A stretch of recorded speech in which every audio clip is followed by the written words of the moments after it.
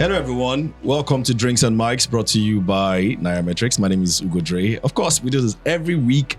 We go live Fridays, 6 p.m. I mean, not necessarily going live, but you can catch us on YouTube, Nairametrics TV, 6 p.m. live, where, we like to hear some of your comments, right? Don't put time. 6 p.m. That's it. That's 6 p.m. Fridays. Pressure. 6 p.m. I mean, the guys who know the pressure know themselves. Backstage, but You don't put time. we got to give them credit all the time. These guys put in a lot of work just to make sure that this show comes out every Friday. And thanks to y'all as well for always watching and giving us all those comments. Your fanboy is here, of course, on the right, Tunji Andrews. You want to say what's up? Hey guys. All right, that's enough. And we're going out to the former Otumba, but let's just hail him. Someone worthy. Someone worthy. No, someone worthy. The real Otumba is here. The real Otumba is here. I was filling in for him. You ain't feeling it. We're just giving you a little bit of, So the real Otumba is here, and I'm sure for those of you who know him, OG of investments in this country when it comes to tech startups. Like, if you're a startup person, you're just starting. You've not even entered startup. You're not up yet. You're just starting. Or you're just dreaming. You want to pay attention to Otumba's show today. But Otumba's show, like we always do here, just tell some of the people here who don't know you. Perhaps a very few guys who don't know who you are, what you do. Okay. Cheers, guys. Cheers. Bad habit. Cheers. You don't need somebody who knows tradition, who understands. Who understands the job that drinks Last week you were insulting me that I don't have respect. You don't. Let's go. I like the fact that you put drinks and mics, right? So drinks before mics, not mics and drinks. So we drink first before we talk. So thanks for having me on the show, guys. Background. So many people forget that I'm also a founder. Mm-hmm. Of course. Yes. I started out a software business, a systems integrator business called Blue Chip Technologies in 2008. I've chronicled how I started. So got $40,000 from my dad, took 50% of the business. But that was when I learned of something called a share buyback that allowed us to buy our shares back. And then since then, we took some money from Blue Chip in 2014 to then start an accelerator called LeadPath in 2015. Those days you could take $25,000 for 15% in companies, or even 20%. And then from then on, set up Voltron Capital. So today, I think before I came on the show, I said, okay, let me see how many companies have I invested in. Yeah, I was checking the other day. It was like 20 something. Is it more than? Is it double that? 20 something? No, 106. Wow. What? 106 companies. Whew. Wow. That is amazing stuff. So we have seen things. Amazing. I want to hear that story. I know. So I remember there was a story because by the way, Otumba Show has a book out. It's a fantastic book, especially if you want to understand the nuances of investing in Nigeria. The book is displayed right here. Yeah. So thank you, guys. There's the context. So not word for word, but is that context where you invest in a founder and then the founder discovers baddies? Discovers baddies. Yeah, he just discovers baddies, What's baddies? It's not for my mouth, you understand? No, you have to know, because you said it. You have to express. You just bring up names and then what is a bad? You have to express. You have to explain. So a founder that is still trying to start up his business or something, and he's struggling to even make payroll and things like that. Then all of a sudden, he now starts to be attracted to certain sophisticated kind of women. Women who have very expensive taste. People that want to fly first class. They're going to Paris and you're like, take the tab. And then you now start using investor money to fund your lifestyle. We've seen those ones. But one thing I'll say about your book, I'm not sure if you remember this conversation. Last year we had this conversation. It was a friendly banter. And I said one of my favorite movies is there's this war movie based on World War II, but it's this German captain who's really good. He sinks all the ships, and then he writes a book on his strategy because no one can figure this guy out. Writes a book on his strategy, and then this American general, I think it's General Patton, read his book and then figured out his strategy. And this German captain was trying to figure out, how does this guy know my strategy? And this guy said, I read your book. And I was saying that you shouldn't have written your book because now we know your strategy. I read your book. for me, it's a playbook, and I write that it's not a prescriptive book, right? In fact, I try to make everything far away from prescriptive as possible. When we had a retreat on what title for the book, so we went to Lakaway. You had a retreat for that? Yeah, we had 3 days for this title and proofreading and all that with the editing team. And we had people from different age groups. So we had one of the Gen Z people, and he said, "Sir, why are we calling this book Vantage?" Because that was the name I really wanted. He said, "We need to call it How I Invested and Sold a Company for $200 million. My pay stack story, how to build yours." He said that's what we sell. And apparently, he was saying one of the big best-selling books in Nigeria is it Big Business, Small Money, or something by Akin Alabi. Very brief. Oh, yeah. That is what people want to hear. They don't want to hear. But so I try to stay away from 10 ways to do this, 7 ways. Like, this is my story, right? Hot takes. I've done it. Like, it's almost like how Jay-Z too will tell you that this is work for Hovo. This does not mean that it will work for you. Exactly. But you can learn from those experiences. And I think that's really how I try to capture one of the things that fascinates me, I think I mentioned it before we started, was how you were able to get to this many pages, you know, in the book. Because I mean, some of us who have tried to write books sometimes, you know, you send a lot of stuff and they come back and say, "Sir, it's just 3 pages." I'm like, what? Everything you have just said. But the stories are many, so that's the thing about the book, which is quite interesting. So I wasn't invited to the launch, so but I showed got them that the book. break. I Again, what the strategy was. I queued. We sent it in I queued NRI. humbly. my book. Please sign, Oga. Please I sign. don't Yeah, bother. You will sign my own. How did you get to, like, I really want to know how you were able to, like, sit down. That's very busy. Yeah. It was thanks to this device and the voice memo recorder. So every evening, with some drinks, so it was drinks and voice recorder. Drinks and mics. I'll bring things from recall, right? So I'll talk about, this evening I was at Drinks and Mics. I had a good time with the boys. We talked about XYZ, and I'll just record for about 40 minutes to an hour. And I had this team in Solary, young guys who would transcribe the voice recording to text, send it back to me. I'll play with the words, rearrange, and then think you have 2,000 words, 3,000 words, send it to an editor. Yeah. And the editor just brings back 16 words. See, all these things you said, it's just one sentence. It's 2 pages now. And it still makes sense. So you're like, why were you rambling? And then you go again. And over 16-month period. And then also, you try and remember certain events. So you go back to people to say, "Hey, is this how this thing really happened? I'm trying to retell this story," and then they will confirm. You would edit, and you that's how you get there slowly, and then you end up. So I've read a lot of books by a lot of founders, even books by billionaires, and they seem to be very coy on revealing a lot of information. I'm sure you read some of your books as well.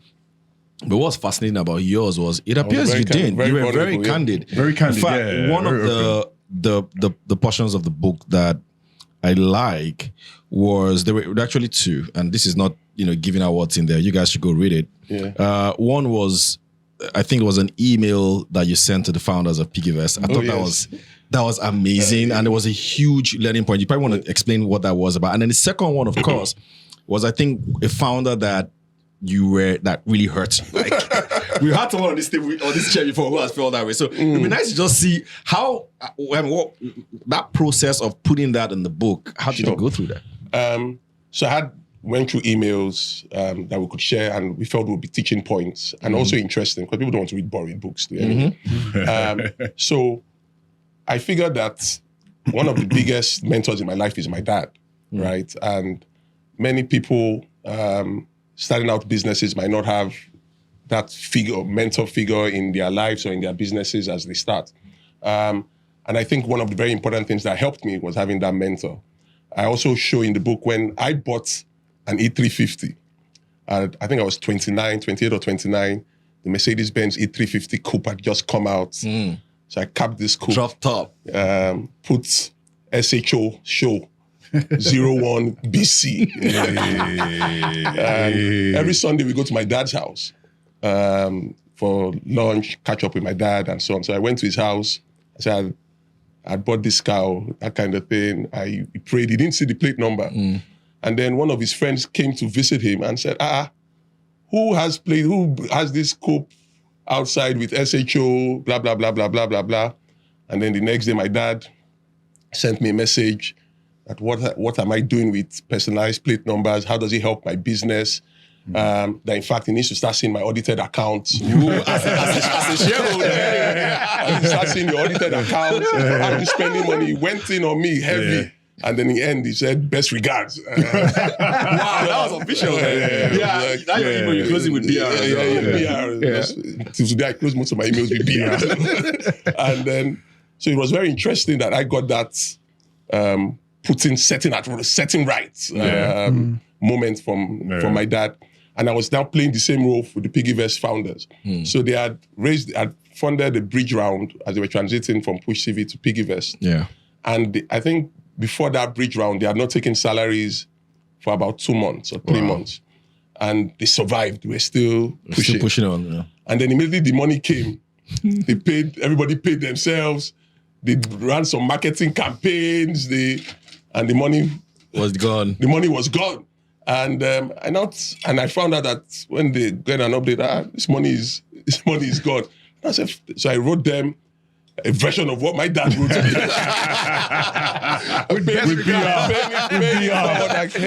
I told them to refund the money that they took as salary and find a way to make the company survive. That you just don't do that. You can't just see you're spending. You're tending towards zero and you keep spending. You can't act like everything is the same. And I think that discipline has stayed with them and is is part of what has thankfully made them very successful founders today. Yeah. And I'm sure they are paying it forward to some other founders. You need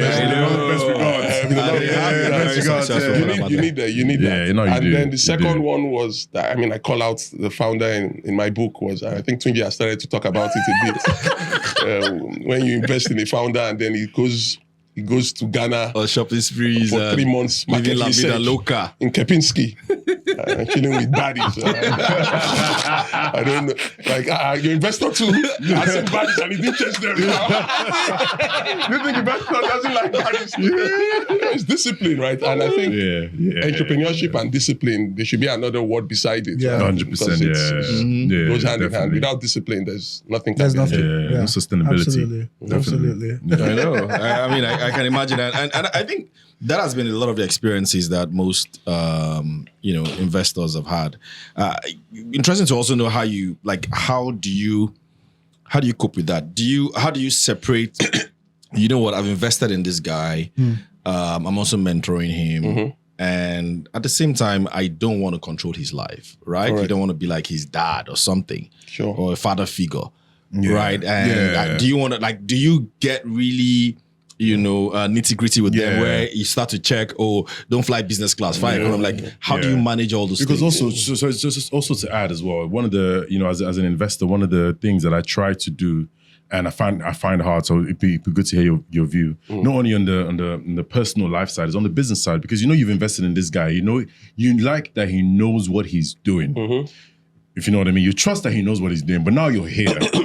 Right? So you don't want to get involved, but you want to get involved. I hear you. You understand what I'm trying to say? How do you find that line?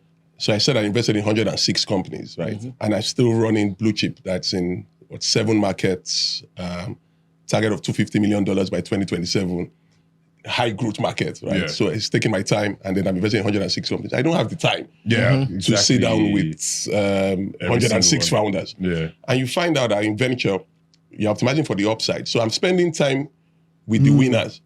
The guys that are dying, okay, I'm sorry, you are going to die, right? So let's focus on these guys that are winning. It's counterintuitive because you're thinking, hey, the guys that are dying, you should be working to save them. I'm not going to save everybody, right? But that's a strong message, though. It's what it is, but that doesn't mean when companies are dying, you don't try to save the company. But you find out that most of the founders that have ended up being successful were many founders that really didn't need much help. Maybe Shola and I, we engaged 2-3 times. Okay, maybe went to CBN once or twice together. Many of you have fuel on fire, right? If you have to be the one to start the fire for the founder, you're already going to, you're already going down, right? So that's why I said, you optimize for the ones that are rockets and then you put more fuel in that rocket than trying to fill up every single tank and you get burnt out. So for me, it's how can I help? So we really and truly, as an early stage investor, right? So I'm usually the first check into many companies. You're a relationship therapist, you're a behavioral therapist. Wow, relationship therapist. Yeah, everything. Yeah. To founders that you're close to, right? Because Financial planner. they pour everything out to you, especially if they are and one of the things that helped me see more deals, right? Because founders talk to founders. Is this person a genuinely nice person, right? Is this person I think I'm going to work with and I can talk to? And that's why you see more deals, because founders talk to founders and like, hey, this is the guy you want backing you and you want on your side. So for me, I take that very, very important, and building relationships, very, very important. But you can't be everything to everyone. Right? So you try and work on the ones that, because even if I look at my portfolio today, you have companies that are dead, right? You have companies that are there, right? Just coasting. Maybe cash flow positive, ramen profitability. They are fine. They're still paying. They are paying salaries and they are taking care of people. Yeah. So they are doing the economic impact, and so for me, lifestyle businesses basically. It's okay, right? And then there's the ones that are rocket ships. So where are you going to focus your time for? You do rockets, right? The ones that are coasting, you just want them to be alive and something turns. Yeah. And but what's the something definition of kicks. rocket ship though? Like Month-on-month, double-digit month-on-month growth. in what? In revenue or in In early stage, it could be in adoption, because obviously there might not be early revenue, but we still focus on that. So it's there growth, right? Are people, is there a need that this thing is addressing? And then how sticky is this thing that you've built? So you then see those early winners. That doesn't mean that they may be winners forever. Down the line, down the line, because it could be still some of the other companies, and we've seen that. Maybe we'll talk about a bit of that. You've still seen some companies that were coasting, and then something changed, And just boom. and then boom, and then you see companies in this market go from what, $0 to $100 million and back to zero, right? So we've seen it in our market. So and investors are like, I should have exited at 50. at 50. So you see, you get those kind of stories. So it doesn't mean, and obviously they were a rocket at the time. So it's sustainability to it is what you then think of. And these days, especially with slowdown in venture funding, every investor is telling, hey, what's your unit economics now, right? Because anybody can sell a $10 product for $9 and grow. Right? But hey, how sustainable is this thing? If we give this loan, will we get this loan back? It's not about loans disbursed. Loans disbursed. If you bring 20 trillion naira today, we can disburse it. Will we collect the money back? Going to come back. There was a time when you'd see on LinkedIn, Nigerian businesses would put up as a caption that we've disbursed $500 million in loans, and my mind is always like, how? Because if you've ever experienced SME lending in Nigeria, you know that a 50 million naira loan book and a 500 million naira loan book are completely two different animals. You can maybe 50 million, because if it's 50 million, you want to lend to as many people as possible. When it's 500 million, you're looking for the big ticket deals. So that means every non-performing loan on your book is significant. So you're talking a default on 50 million, a default on 45 million, a default on 70 million. It hits you immediately. And it hits you big time. So I'm like, $500 million. Well, many of those businesses are no longer in existence, but I mean, it was a time when it was good to to celebrate that you were lending out that kind of money. So I mean, every metric can be inflated, right? So if you focus on the wrong metrics, but I think now with sensibilities back into the market is, hey, are we growing sustainably? What does cost look like? Do we have the runway that will get us to where we are going? So sensibilities have come back into the market, and I'm very happy about that. Sensibilities are back. Interested. Speaking of sensibilities, let me ask you. So says, I was with one of your probably VC mates, and they were talking about investing in businesses that founders have to understand that they are not CEOs.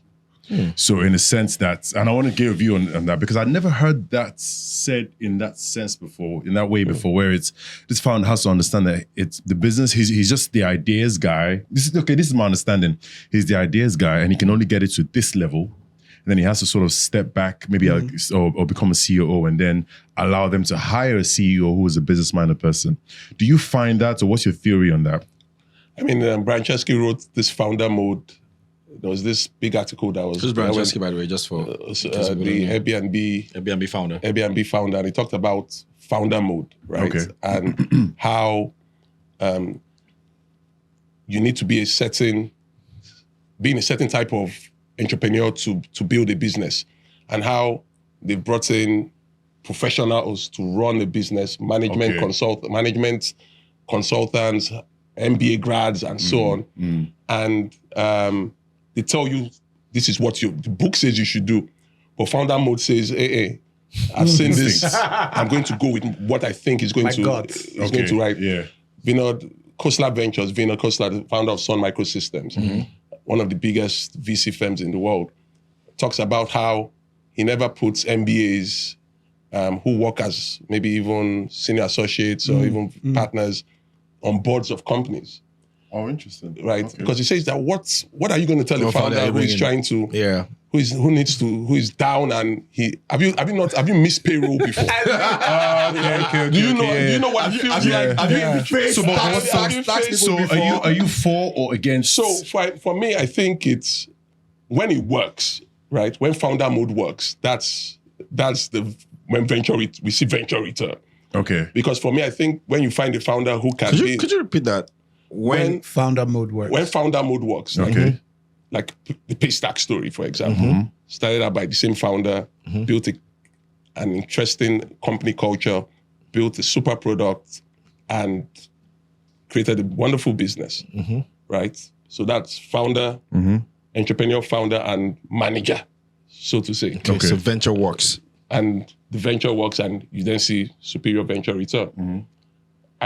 I think in the VC space, where you then find, especially in the early stage, which is where I play, I find it hard to think of a company that I would invest in as invest in a founder, and then I say, hey, founder, Step aside and bring a manager to run that business. I don't want to invest in that founder in the first place. Oh, interesting. So, So you invest in the founders, not the... Is it that you invest in the founders, not the business? Yeah, I was founder first. Like, if Shola was building a health tech company today, I'll give him. If Odo was building... You kind of mentioned, I think you alluded to that in the book, which was actually a bit... It's founder first. Which was surprising to me. So there was a founder that had failed twice, and the third time you still put money. I gave him money because I saw how this... So first, he has paid school fees, right? And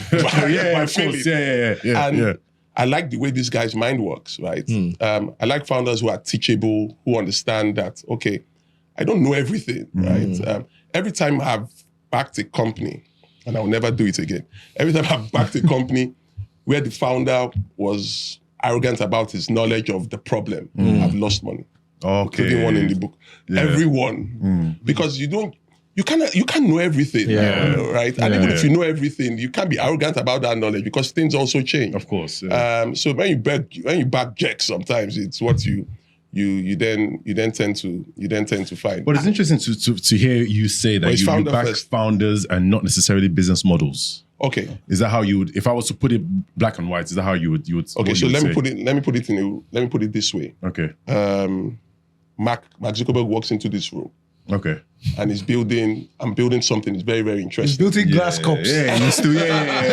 I'm building this thing. It's very, you beg. It's true. Okay, I get it. Yeah, when you put it that way.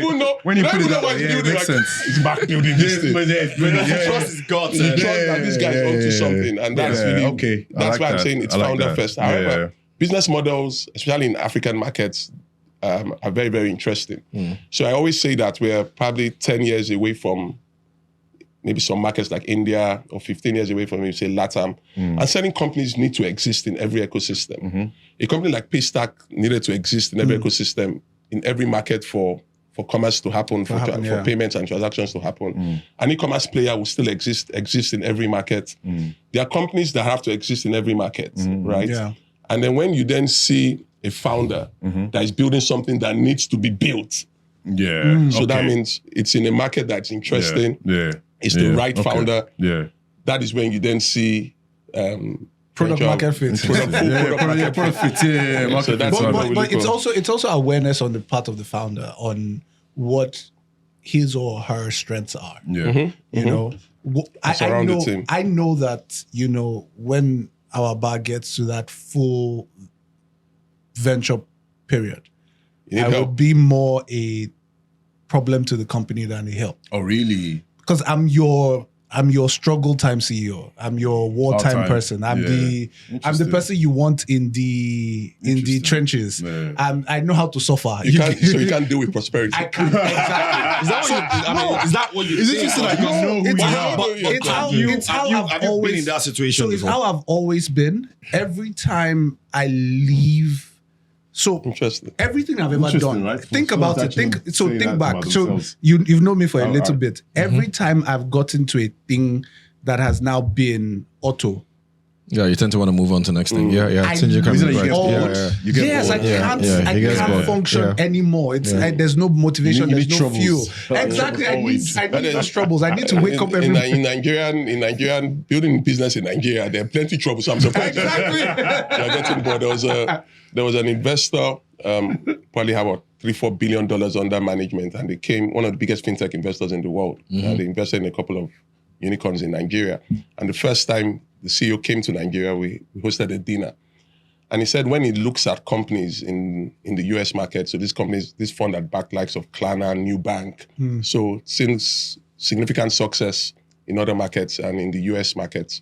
So when he sees a company and he sees a deck, the first thing he says to himself in US market or Western markets is that does this problem need to be solved?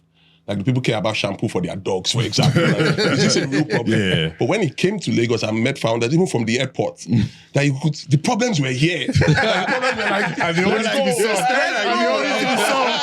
Waiting. So it just gives you that burst of energy. So Yeah. that's why I say an average Nigerian founder has dealt with 5 problems before even 10 years. So there are problems to be solved. Definitely, That you're not just finding them. All right, let's segue into some of the things that you've also done that I found really interesting. Sure, bro. Now I want to come back to you as you know, co-founder of Blue Chip. What was also interesting to me was how early on, you were young then, man. 24, You also No. moved into Europe, right? And what I also liked about the way you described it was sometimes these things are just chance opportunities, Sure. and they do happen. It could be maybe your customer telling you to come solve one problem somewhere else, and then you just branch You out. land So and expand. yeah. So what was that experience for you going into Europe? I mean, got a lot of people listening. I'm probably thinking of expanding one day. How did you navigate through that at such a very young age?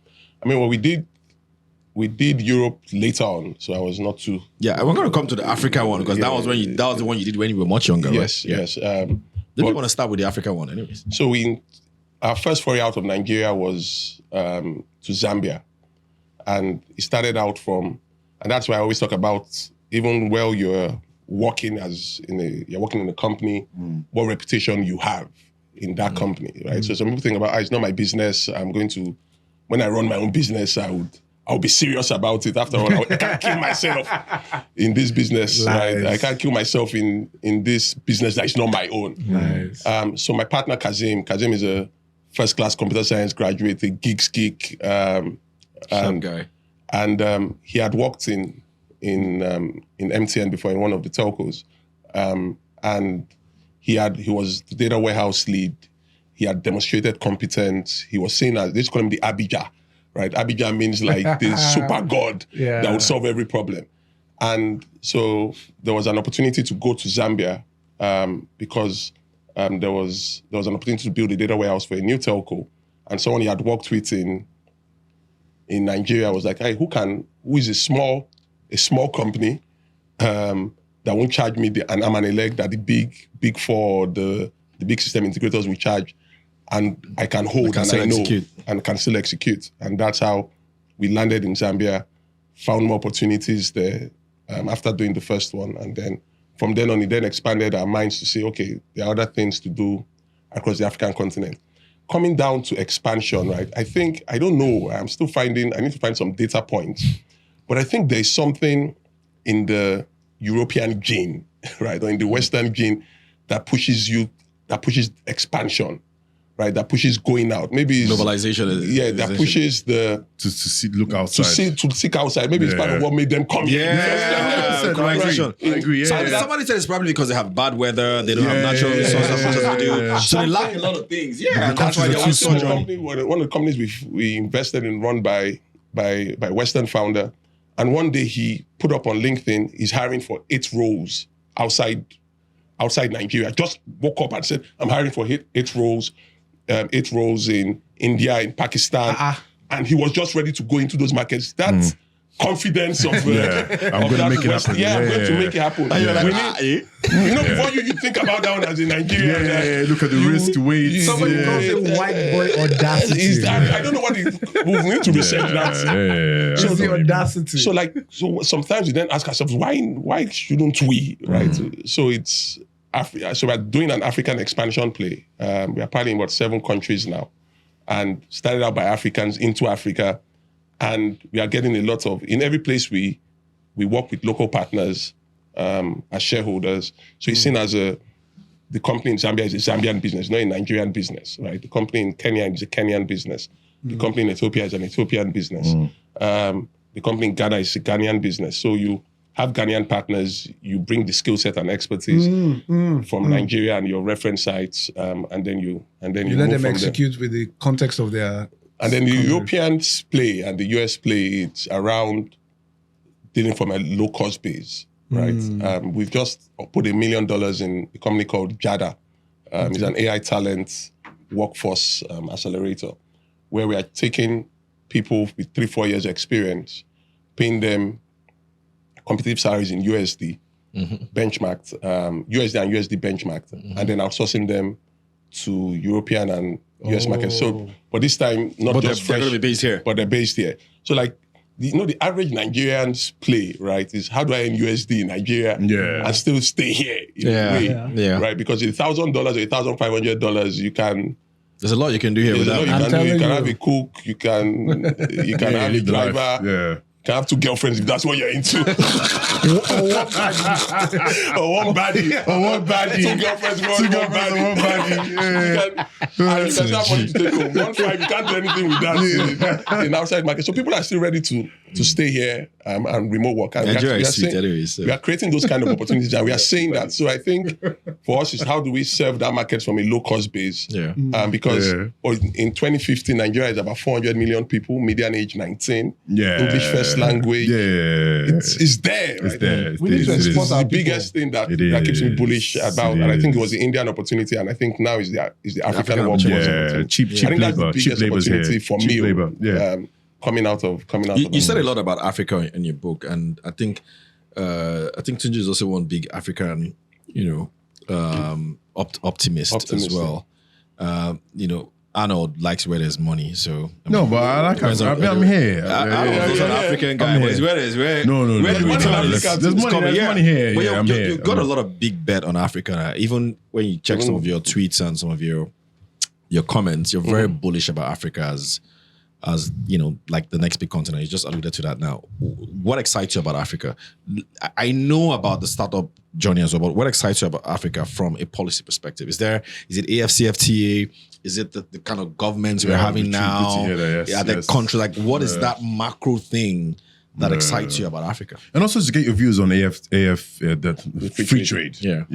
And cross-border anything.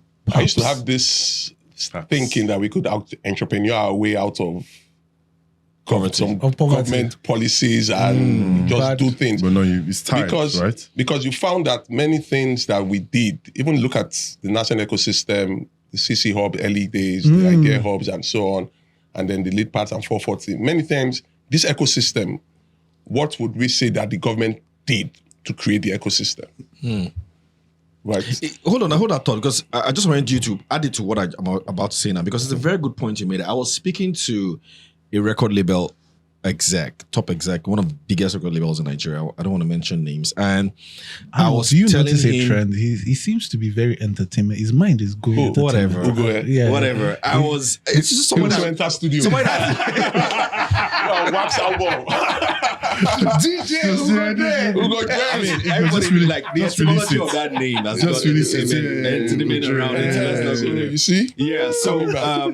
So this guy, and I was telling him, look, you guys did a great show, December, get a stage. Why don't you guys invest in work with government? The minute I said government, he was like, Baba, Baba. You know these guys like Baba. Leave that one. Government no day when we start our thing. Oh. Like they never really relied on government.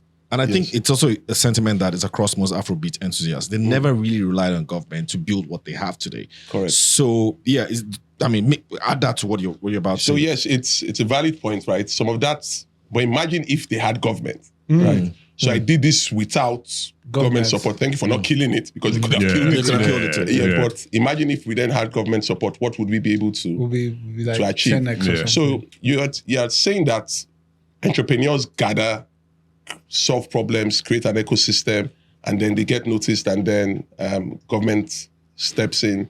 And thankfully now, even Pushes it. in Lagos State and even in the federal government, we have one of our own also in the room trying to advocate. What you tend to find is the African entrepreneur. So when you talk about what am I betting on, I have this bull case for investing in Africa, right? My bull case.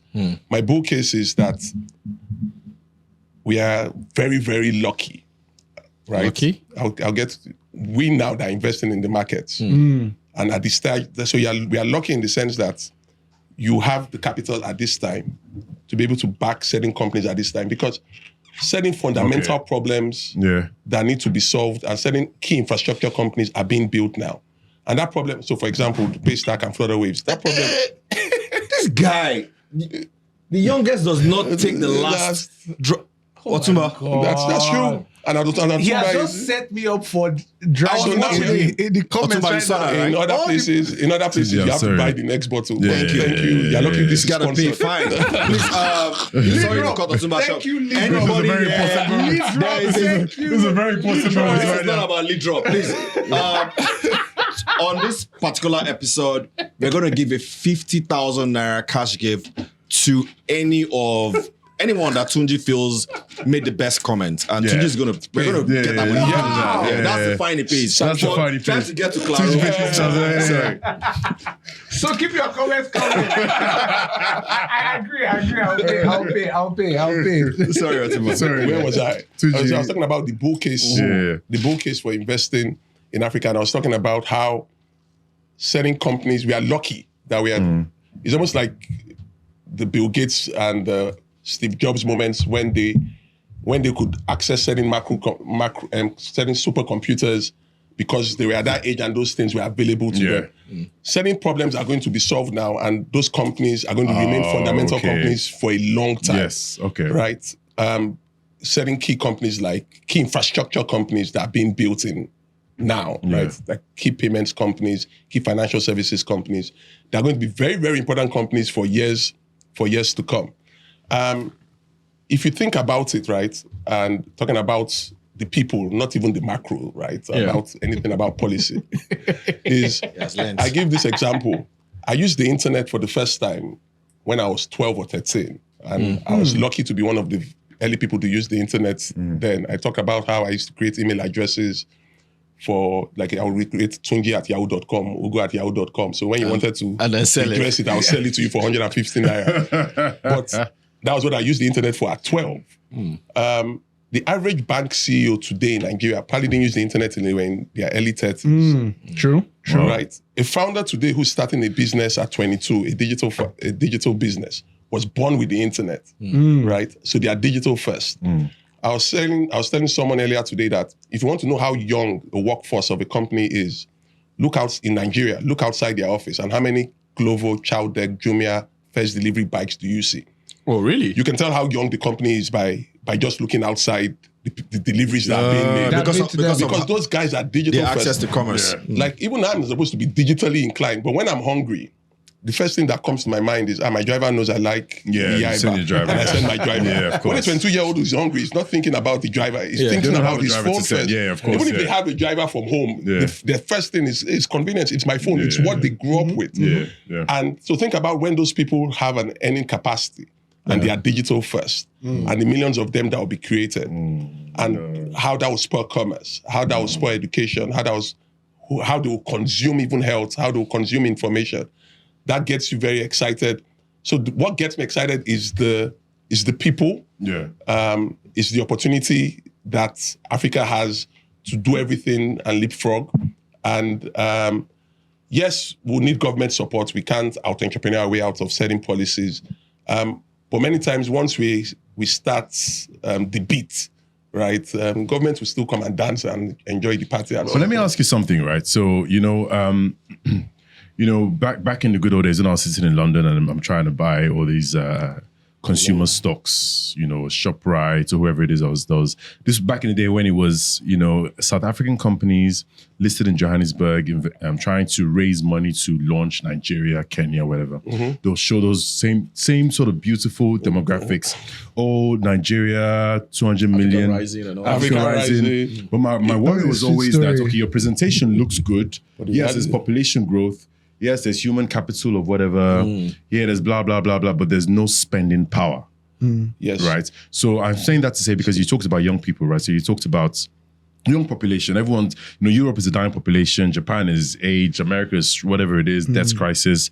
Africa is the future, right? And that's what everyone's talking about. It's like almost like it's a round two has come. But I feel like sometimes the worry is still there, because we talked about this last week where we talked about the World Bank said GDP growth is amazing, 3.4%. Oil, FCT, blah, blah, blah.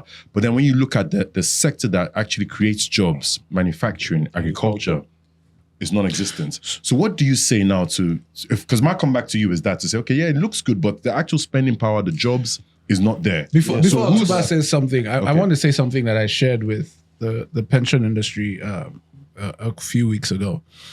When we started this thing we do at our bar, I to be honest with you, I had a very idealistic belief about the fact that we could use this and not credit to be able to change the poverty story, a narration of Africans. So for me, it was a business, but there was also a certain level of belief in the fact that we could use this to change things around, right? So I went into it with thinking that I was talking to poor people. Honestly, so when you're talking micro pensions, my general context is that we're talking to poor people. Even the name, our bar, is pidgin English, supposed to talk to, you're supposed to talk to poor people. So when we came in, we expected that we're going to see people contribute like 100 naira, 200 naira, right? And 10,000, 5,000. In fact, the thought in my mind is that the biggest we're going to be seeing was a consistent 10,000 every month. Now, we see that, don't get me wrong, but I'm seeing people contribute 1 million a month. Yeah, but how much? $1 million how a much week. of those people? 5 million. How much? Because if you're saying that 46%, look back to the informal market. because Look back at the me. report says Let me 46% of return it to Nigerians you. live in poverty. Let me return it to you. Right, $2 a day. Arnold, is what people live I on. have data. Arnold is a macro we guy. are the biggest micro pension collection agent in Nigeria. The largest number of contributions we see on our platform is 100,000 naira. Largest on the average. As in So the again, largest individual. individual. Yeah, okay. Individual. So Okay. many times, so you see more 100,000s. You see more 100,000 than 1,000. You see more 100,000s than you see 100 naira. So that makes the point for him now. That the people don't have money to spend. No, is that there are monthly more or people annual? contributing 100,000 Monthly weekly. or annually? Weekly. Weekly I'm saying weekly. as pension. My bro. Yeah, because we're not. So- Because that so- shouldn't be the case if so we're the not. thing If we're is, young. where I was explaining to the pension industry, and it kind of opened the eyes of everybody. Like, whoa! So I'm seeing people contribute. I think I know why that has happened. But let me hear from Otumba. I know why that's happened. I'm going to speak to it. So I know why we've debated it here. So I want to stick my eyes into his eyes. I told him that before. Me, I But don't, go on. I know don't why. care why it's happening. I'm So just the seeing bull it case happening. again, right, for venture Yeah. in Africa is, like if you're looking at venture and early stage investing and thinking about exchange rate today, you're not ready to to invest in. Yeah. In Nigeria. So say that again. Say that again. Yes, Say I'm that telling again. If you're thinking of investing in a company today in an early stage founder, like building a high growth startup, an exchange rate is where you're benchmarking. You're not ready, you don't invest, right? You're not ready to. But then how do you model your? I will, your and I'll tell you. Okay. Because if the market is big enough, obviously you can't keep on devaluing and everything going to shits every year. Yeah. And that's not really what's going to happen, right? If we're not going to devalue 50 to 100% every year. You have to, right? Yeah. Right. So if the company is building a significantly big company, if it's going to be a significantly big company, it would over the long term of the fund life, will be fine. That's what I'm saying. But obviously, if I'm a late stage company, then obviously exchange rates matters more to me. But I'm saying if I'm building a significantly interesting company in the early stage, and I'm looking should be more than, and I'm looking for asset appreciation, and this company is going to grow. This company is going to grow over the next couple of years in valuation. I'm not thinking about FX. what FX is today, right? And I like what Efosa, I don't know if anybody has read Prosperity Paradox before, about market creating innovation. And I think that's really what the book here, Prosperity Paradox. Well, Efosa also wrote recently that Africa never promised you a market. Finish that.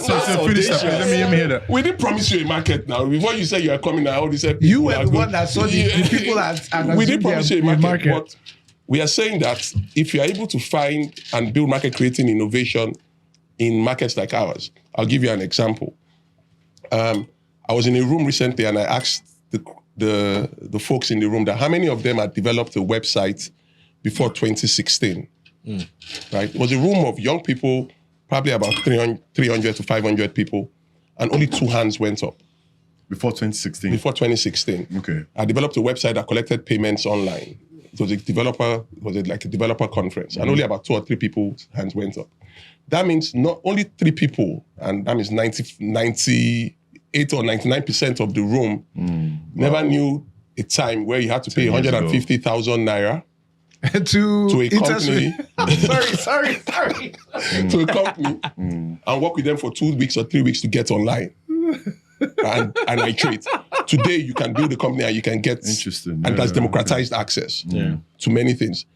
Same thing with loans. There are people today that their first contact with a loan is a money point loan. Right, in Zamfara, in Taraba. These are people that, because of market creating innovation, things have gotten to them and access has now become cheaper. And we've been able to democratize access and bring things cheaper. So my answer to yes, we don't have the 200 million people is not 200 million spending people. But I'm saying that if you build products and there's market creating innovation involved, we can expand access to those same people. I guess that's what our battle is doing, micro pensions. That then deals with the fact that, yes, you didn't promise me a market, so I'm going to create a market by innovating. Yes, of course. Okay, and that's really the interesting bull case for so basically in Africa. You learn as you go, right? So what we've seen, right? So and you would start seeing a lot of, because our feedback to the pension industry is now helping to create some level of innovation and fantastic. The new DG of PenCorp is just such a fantastic person, banking history. So she's very, very robust, and I think you have to hype your. So basically, what I'm hearing you say is create. It sounds like a shameless plug. What I'm hearing you say. She's fantastic, but the thing is, it's now the context of micropensions. It's not being seen from this one size fits all lens anymore. Generally, because people like us are giving feedback. You're saying micropensions, but if I'm paying, and I have customers that pay 4 million naira a month, some who pay 4 million naira a week. That person is not micro by any means. I can't afford 4 million naira a week. Live week. A month. I can't afford- That's circling back to my point earlier, Yeah. which I said I was going to stick in your eyes, in quotes, right? Not figuration. I shall go writing down, like I won't forget this. I'm telling you. So we went there. So my point is, we talked here, I think not the previous episodes, about formal and informal markets. And I think that a lot of the things that I think even foreign investors or foreigners, or even those of us here in Nigeria, tend to misunderstand about Africa, especially Nigeria, is that our construct of commerce, of an economy, is not the way it is outside. We're traditionally an informal market because a lot of the way that we trade, even from way back 16th, 17th century, it's kind of like informal. It's the foreigners that brought this idea of structure, unlimited capital, and all that. So is there something that we miss there? Is that why sometimes we kind of think that people can't afford things and maybe there's just so much poverty? However, Otumba and Tunji, we've gone through 2 years of very tough reforms. Yeah. That you and I know, all of us here know that some countries could not have survived that. There would have been riots in the streets. Is there a misreading of the data somewhere? So I seen something from a company that I like very much, Chowdeck. Yeah. I don't know if you've seen. About the lady that did this spaghetti and another lady, is it Mama Joke or something? Yes. That done 2 billion in about 2 years in Chowdeck. And then there's another guy in Unilag called Corredi Spaghetti that done some crazy numbers right from Unilag there. Yeah. And then average spend, I think even on that company was about 4,600. And then in Yaba, right? So they were in Yaba, a lot of students. They haven't even scaled to Nigeria, just Yaba. Yeah, a lot of students, young people, digital first, right? So that starts to tell you that if we are able to build those communities and those clusters, right? And so imagine something happening like that in Anambra, in Enugu, that has many schools in many of those places. What that market is huge, and it's growing. So yes, we have the weakening, the reforms, and so on, purchasing power, but then there's still some resilience, and I guess that's what you're referring to. There's still some resilience in the market that we are still seeing that growth spurt happening in certain key places that are required for commerce. So this is the thing we've learned, and we've now shared it with a lot of people. We have a few reports we've put out. The general context to Nigeria is demography. So when you and demography is so slanted in Nigeria that the educational level of the poor person that is selling gala on the street, right? The formal education level of the person selling gala on the street is similar to the education level of the woman that is selling wholesale spaghetti in Ojalba. They have the same educational level, Western educational level, right? Now, if you look at both of them and you talk to both of them. No, so the woman that is doing selling spaghetti wholesale in Ojalba, she's the major distributor for one spaghetti. Probably has a SSE. She probably didn't even go to SSE. You get, she's doing turnover of maybe 100 million naira every week, right? Now, her educational level is on the same level of the guy that is selling gala on the street. But the revenue level is completely different. What we have done a lot of the times is that we have placed both of them together because of educational status. Correct. You get? I agree with now, that. in that context, that is what, in a lot of cases, that is where we missed it. Because we didn't realize that they might speak the same kind of English, but bank accounts are different. Yeah, which speaks to the formal and informal market thing that we'll talk about. I mean, but let's move on into. I want us to get into like some of the reforms that we've seen happen recently and how that has affected a lot of business. We've talked about reforms here a lot, and we're also going to talk, by the way, about Tunji's favorite topic, which is Trump. I hope you know Tunji is MAGA. That's the MAGA person. They're also going to be on private credits. Yeah, wait. It's also on the list. Yeah. Please, before we start that, crypto market. please, I need my flowers because these people. Nobody doubted you. You're right. Nobody doubted you. Nobody doubted you. Nobody doubted Victory you. lap. Nobody doubted Like, nobody doubted you. you. Nobody See, doubted I was here when we went. And he's a late comer to crypto. Yeah, like thank now he's you. taking Yeah. please back The to guy wants to, he wants to, Back to he wants you to praise. back to regular. Nobody doubted you. Like I knew what he was gonna say. Nobody Exactly. doubted you. When we went down to 70 Another thing I something. want us to say before you go, because I know time is really It's fine. Yeah, on of your course. side. So I want us to talk about reforms. I want us to talk about Credit. and I want to Yeah. talk about globally as well, Trump and what he's done to the markets in general. But before we get there, I don't want to go without talking about your partner, Kazim. Okay. I've met him a couple of times. Sounds like a really amazing guy, It is. right? And interesting, I don't know where that guy plays. Have you seen that guy in the Korea club? That guy plays ping pong like crazy. Oh, really? Jesus No, Christ! Like no. the entire family. Geek Mac. Plays ping pong like. So what's that chemistry, and how do you implement that experience that you have personally with some of the young founders that you have, especially when it comes to having co-founders? It's a very interesting question, and so I write something about co-founding a startup is like getting married, right? Because two of you are in this, and one of my mentor, Dave Herbert, at the book launch talked about he saw the partnership and he saw the pivotal points in our partnership. So remember I told you that my dad had 50% in the business, right? We decided the share buyback agreement. Kazim had 35% in the business. I had 15. And I was very happy, 24-year-old, 15% in my own venture. And I was very, very happy with that. But when we're doing profit share, we're not sharing with my dad, right? Because it was, after all, you give us this money, we'll pay it back to you. So ideally, we should be sharing profit 70, 30. 30, yeah, right? Because of his 35 and my 15, because we're not sharing with my dad. Yeah. And the first time Kazim said, hey, Olumide, we're going to share this 50-50. Even though the shareholding was 35-15 or 70-30, we're not sharing with my dad. And that was a very, very interesting point in our partnership because it singled out we die here together, we build and we build wealth together. Yeah.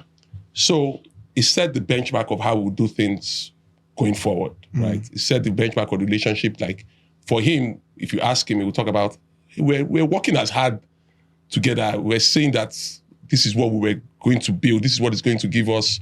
This is where we're going to build our lives. And I'm seeing this person putting in the same efforts that I'm putting in.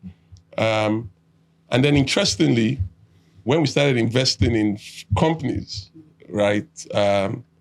The Paystacks, Money Points, Lemfi, some of the companies that are giving us outside success. Like Kazim, I don't even know that we've invested in those companies, but we still share everything 50-50. Till today, right? Some of the things that are giving us outside return, we still share 50. Our wives have the same cars, right? We take the same money, we drive the same cars. It's a Herbert joke that I used to think that he had the best partnerships until he saw Kazim's own and Kazim and myself. But the thinking, right, is trust, is relying on each person's strength. So, for example, I also write about how, like, I'm here today, maybe I'm striking a deal in a room. Kazim doesn't need to bother where I am because he knows that whatever Olumide is doing, There's 50% there. I'm carrying it. So when you find that goals are not aligned, obviously sometimes it doesn't have to be 50-50. But when you find out that goals are not aligned is when you see founders and people start watching their back. And that's really where you start seeing companies flounder. You see two founders have started a business together. One has an interesting opportunity. He goes ahead to pursue it. He doesn't carry the other guy along. The other guy starts getting bitter that, hey, I'm busting my ass on this, our first company. You are here doing something else. But if he was carried along, he wouldn't have minded that. So you find out that, and then one of the key things, again, is understanding roles and responsibilities. Right? If you watch Kazim's dynamics and my dynamics, you can already tell that Kazim would handle technical delivery. I have a technical background, but I was like, this man is... This is the super geek. Is the Abijah, right? And then I focused on business, right? I focused on business development, strategy, expansion. He focused on, okay, let's deliver Let's deliver quality work. Let's build out our talent pool and so on. So we're not in each other's face and head, right? Yeah, makes sense. And makes sense. the only thing, and people now think about, hey, at some point, another thing that you see causing relationships dysfunction in partnership, which is very similar to marriage, is, hey, I'm the one bringing in all the dough now. Business. Yeah. Not understanding that this thing is a marathon, right? Yeah, the time when someone else is, of course, yeah. But then, as long as person is putting in the real effort and you're saying that it shouldn't matter. So really co-founding a startup is like getting married, not keeping scores. The only scores that matter are your balance sheet and P&L, right? That's the only place you should keep the scores, right?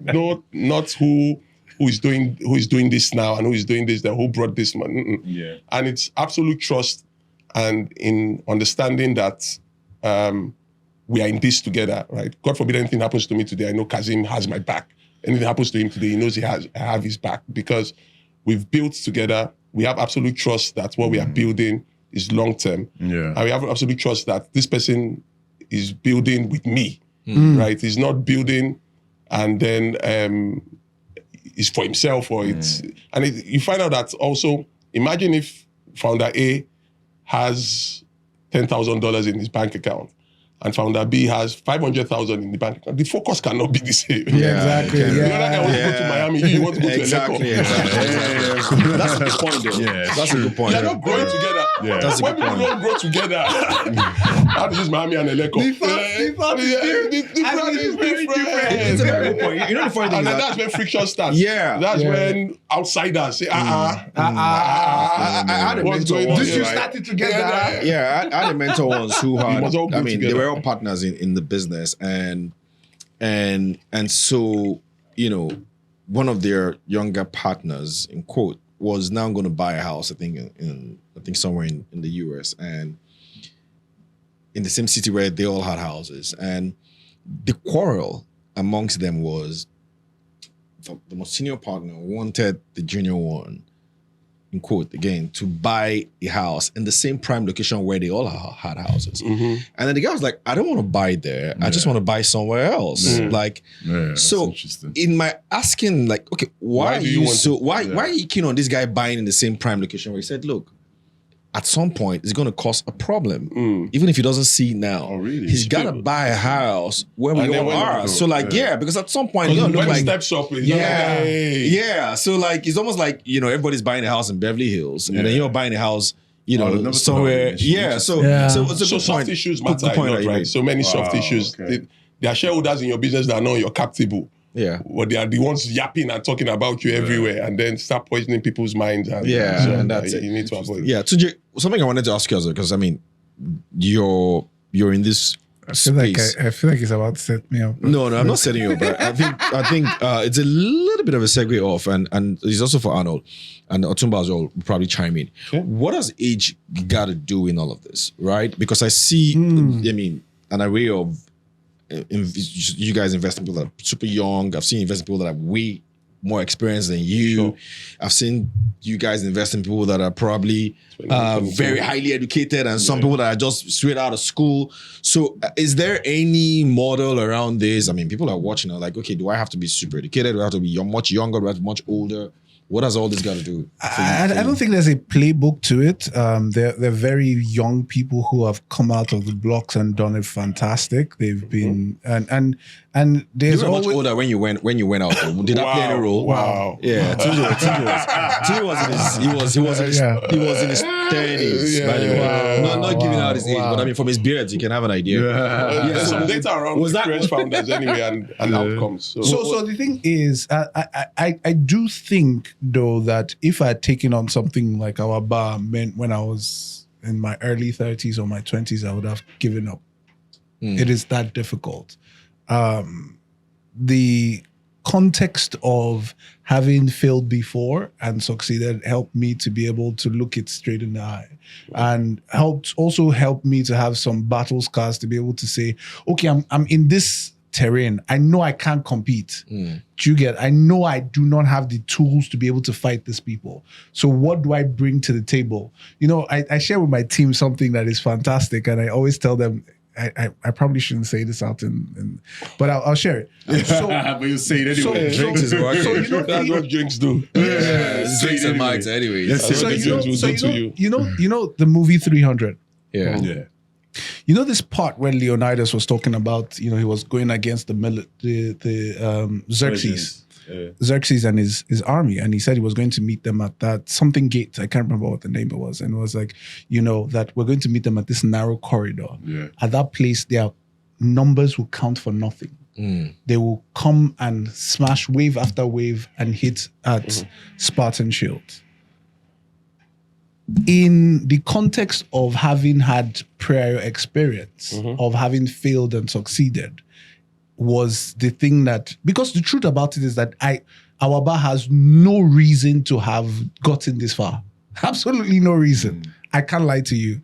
But the fact that I was able to continue to narrow the battlefield to where I had superior advantage is where we've gotten to. So when So you think your age and experience helped? oh yeah, absolutely, it's the only reason. And the failures in the past. And also, It's the only reason. I think it's the same. I think for me, I've learned patience. And I don't know how else to explain it. After so many, invested in so many things that have failed, invested in things that have succeeded, probably more failures than success for me personally. A lot more failures than success. A lot more failures than success. I think for me, it's one thing I've learned. And I'm not sure if this is your question, but one thing I've learned is just patience, man. And if something isn't working, I think there's a part of me that I come from a trading background, so there's always this cut your losses and let your profits run. So when something is looking bad, say you know what, it's gone. I was never patient enough for the turnaround story, even though I believe the fundamentals, I believe the founder. But it's just like, okay, you know what, this is gone. But now what time has taught me is if the fundamentals, for me, if the fundamentals are sound, I just figure out what's not working in this. And I now have the patience and the wherewithal to just stay. Age does that to you. Yeah. just to be patient. So for me, it's patience. I mean, what does age and experience and all of this things got to do with? No, I have this saying that we just the roll dice, now God they bring exit. Because there are times that you have backed the super entrepreneur experienced founder and it turned to zero. And then you backed a bunch of Covenant graduates and they produced alpha. So there's no hard and fast rule. Covenant graduates. As you just came out of school. Why did you mention Covenant? I like that school so really. The Piggyverse founders are from there. The quality of graduates that come from that school, I don't know what's in that water there, but super. Yeah. Even people that you hire. Like if I say Covenant graduate CV, I will most likely take that interview. For real? Yeah. There's Compared to other schools, to other schools. Any other school come close to? Babcock for Lautech, funny enough. Lautech? Uni Ilorin for tech people. Those guys have built communities around there. Unilag, Ife. So yeah, some of those schools. But Covenant graduates, even in presentation skills, the things they learned and so on. I don't know. Is that I have one friend who listens to this thing. Wale's head will be swelling now. Oh yes, Wale is a super Covenant graduate. Wale's Okuruboye's head. Oh, Wally. No. He's always talking about you. I know which Wale is talking about. So you don't know Wale, but Wale is an exceptional. He's very good of Wale. But be honest, Wale is exceptional though. Wale is one of the most. No, he hasn't. We've been trying to get Wale him. is one of the most We'll get exceptional him. Yeah, people he I is. know. And he came out from Covenant. Anyway, let's move on now to reforms. Wale God. Let's move on now to reform. And Covenant didn't pay me for this plug, but All right, so we've seen a lot of government reforms recently. Right from fuel subsidies gone to Cardoso's monetary policy to tax reforms and all those things. And in the midst of all those things are a lot of these businesses that you guys are all running and pushing, and even investment from the point of view of Arnold. How are your investee companies taking all this in? Are they bullish about a lot of all these policies? Do they see it as, you know what, these are just the right steps to take?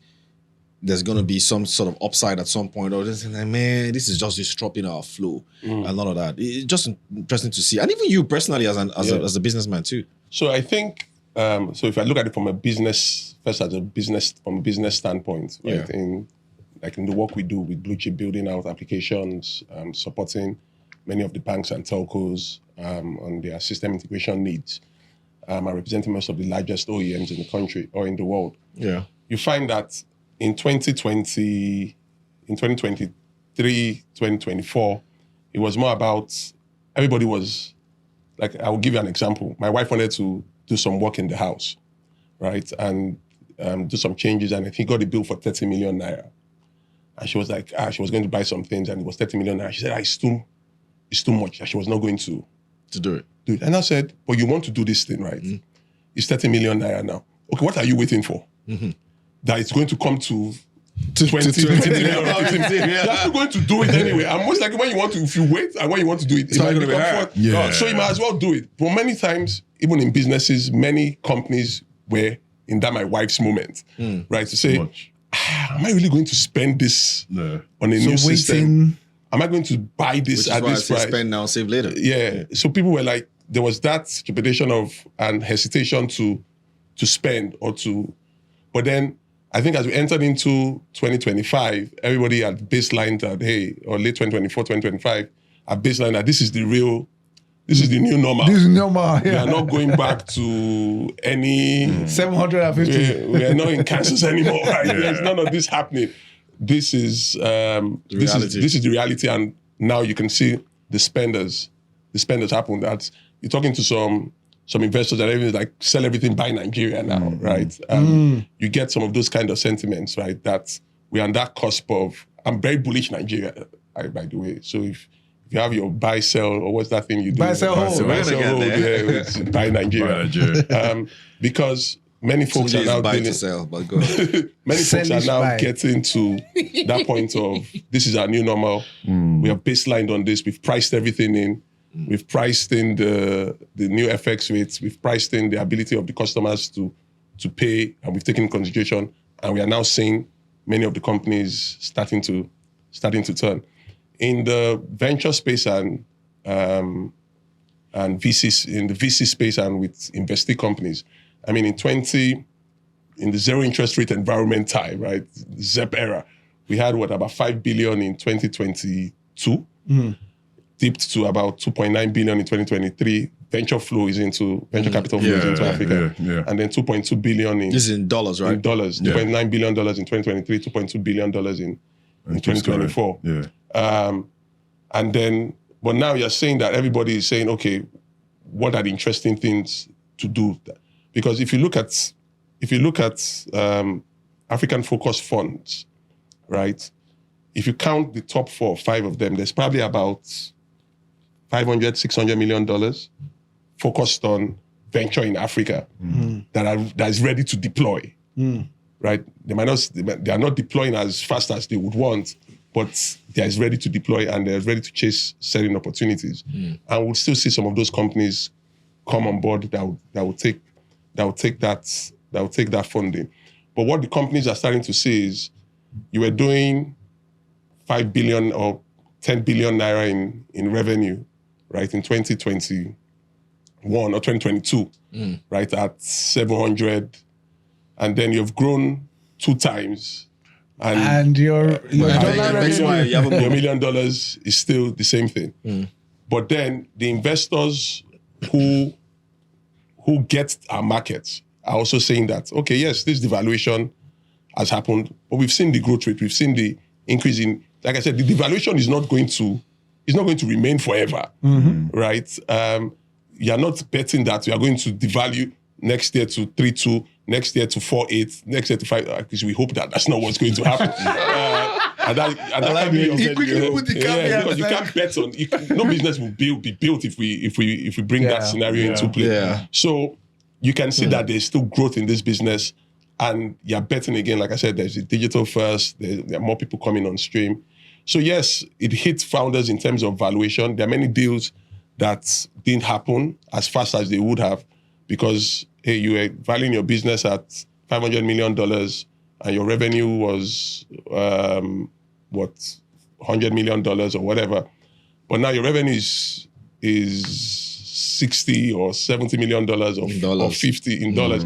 And you're still saying it's $500 million. So that leads me to a question I want to ask you when you finish. You need to reprice. But, once you have tasted $500 million valuation, you don't want to go back. It's tough. It's tough. But it's the reality. But then if you are still seeing that high growth, you would eventually get back there.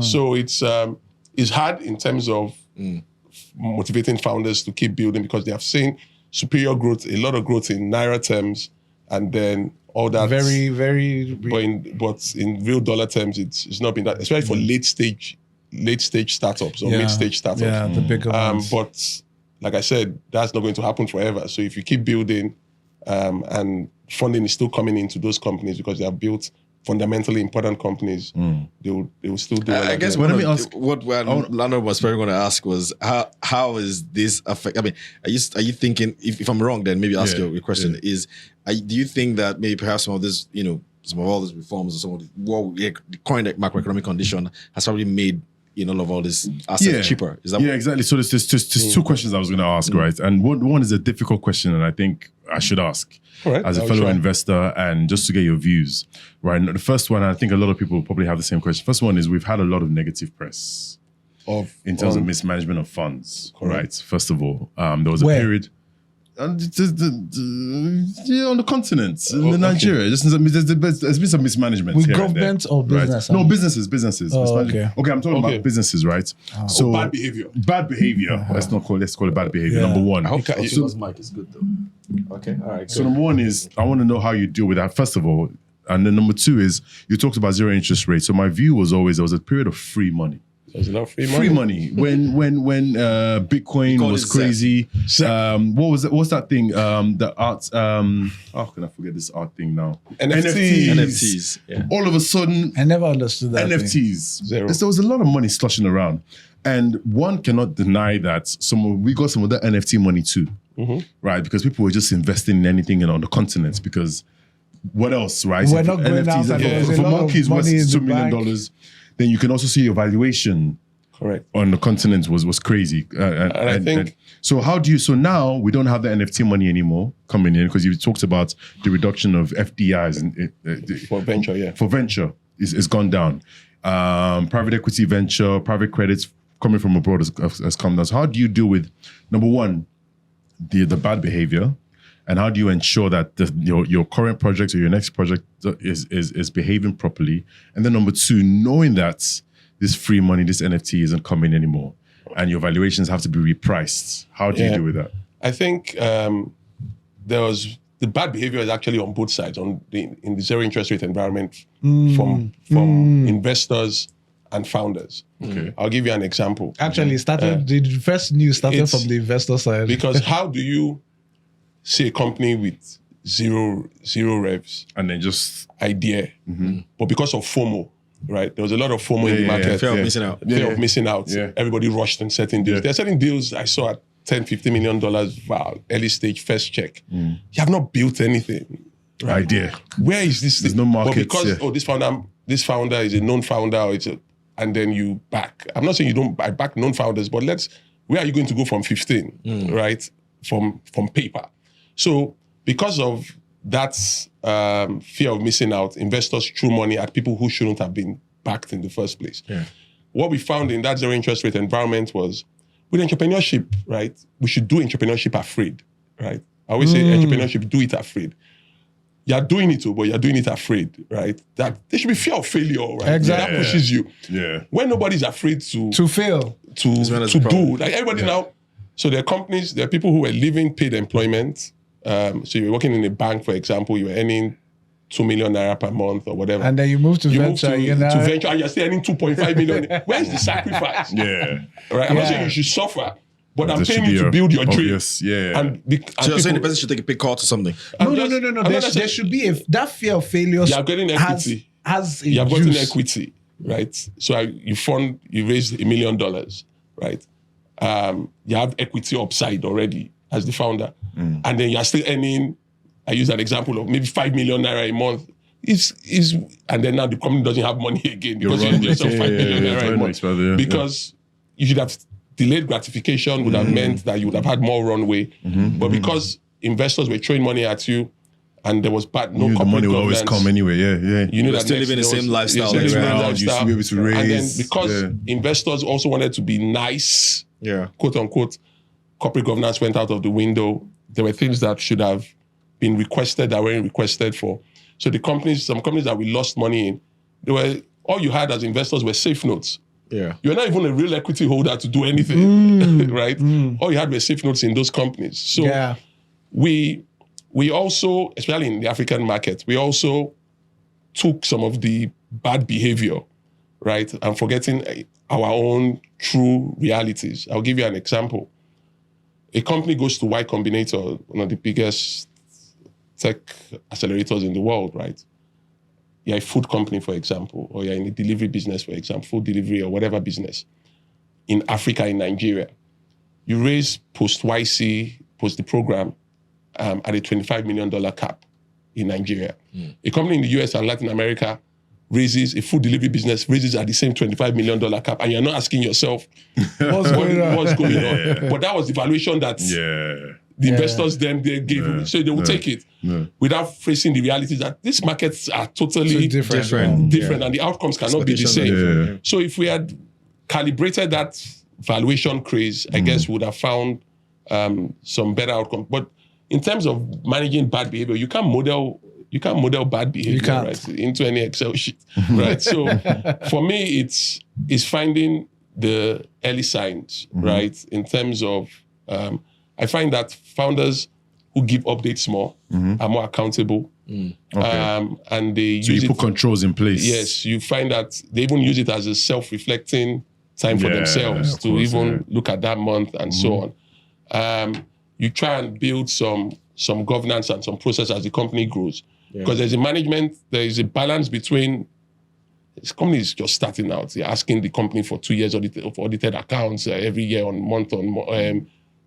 you're burdening that company, wrong right? Focus. Wrong focus. Stressing, But there's still a balancing act of what is required, right? Exactly. So we need to put some checks into it, and that's what you're saying now. When the taps dried out, right?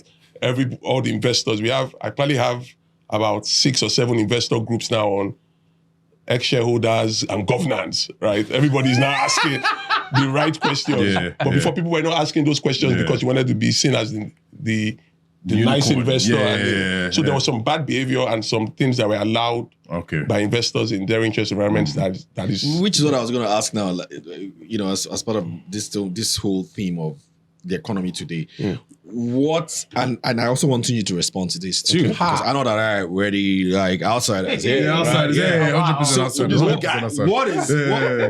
What has happened in this, like in the Nigeria of today, that has also changed, like how you work, either how you invest in startups or how your investing companies behave, because this economy has basically birthed a behavioral change. I think we can all accept that. 100%. So has it made us more frivolous, or has it made us more careful? Has it made us more bullish?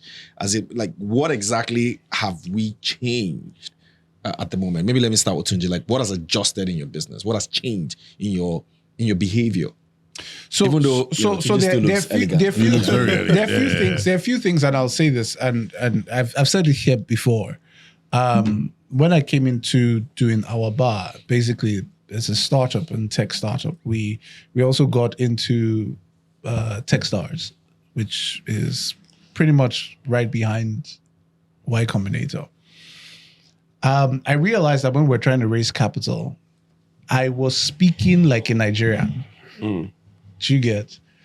We're going to Ojauba, we're going to talk to Yarisi, and the feedback I always got many of the time was that I didn't know how to paint a big picture, and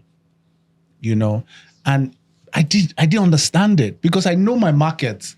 I know. No, let me be specific with my question. Like, what has, like, so this was before. Okay. So the thing that happened, so in 2021, 2022, 2021, when there was a lot of money coming in, what you needed to do was to sell that grand Big picture. Okay. People became professional pitchers. Exactly. In fact, there was one thing. It was almost like people were.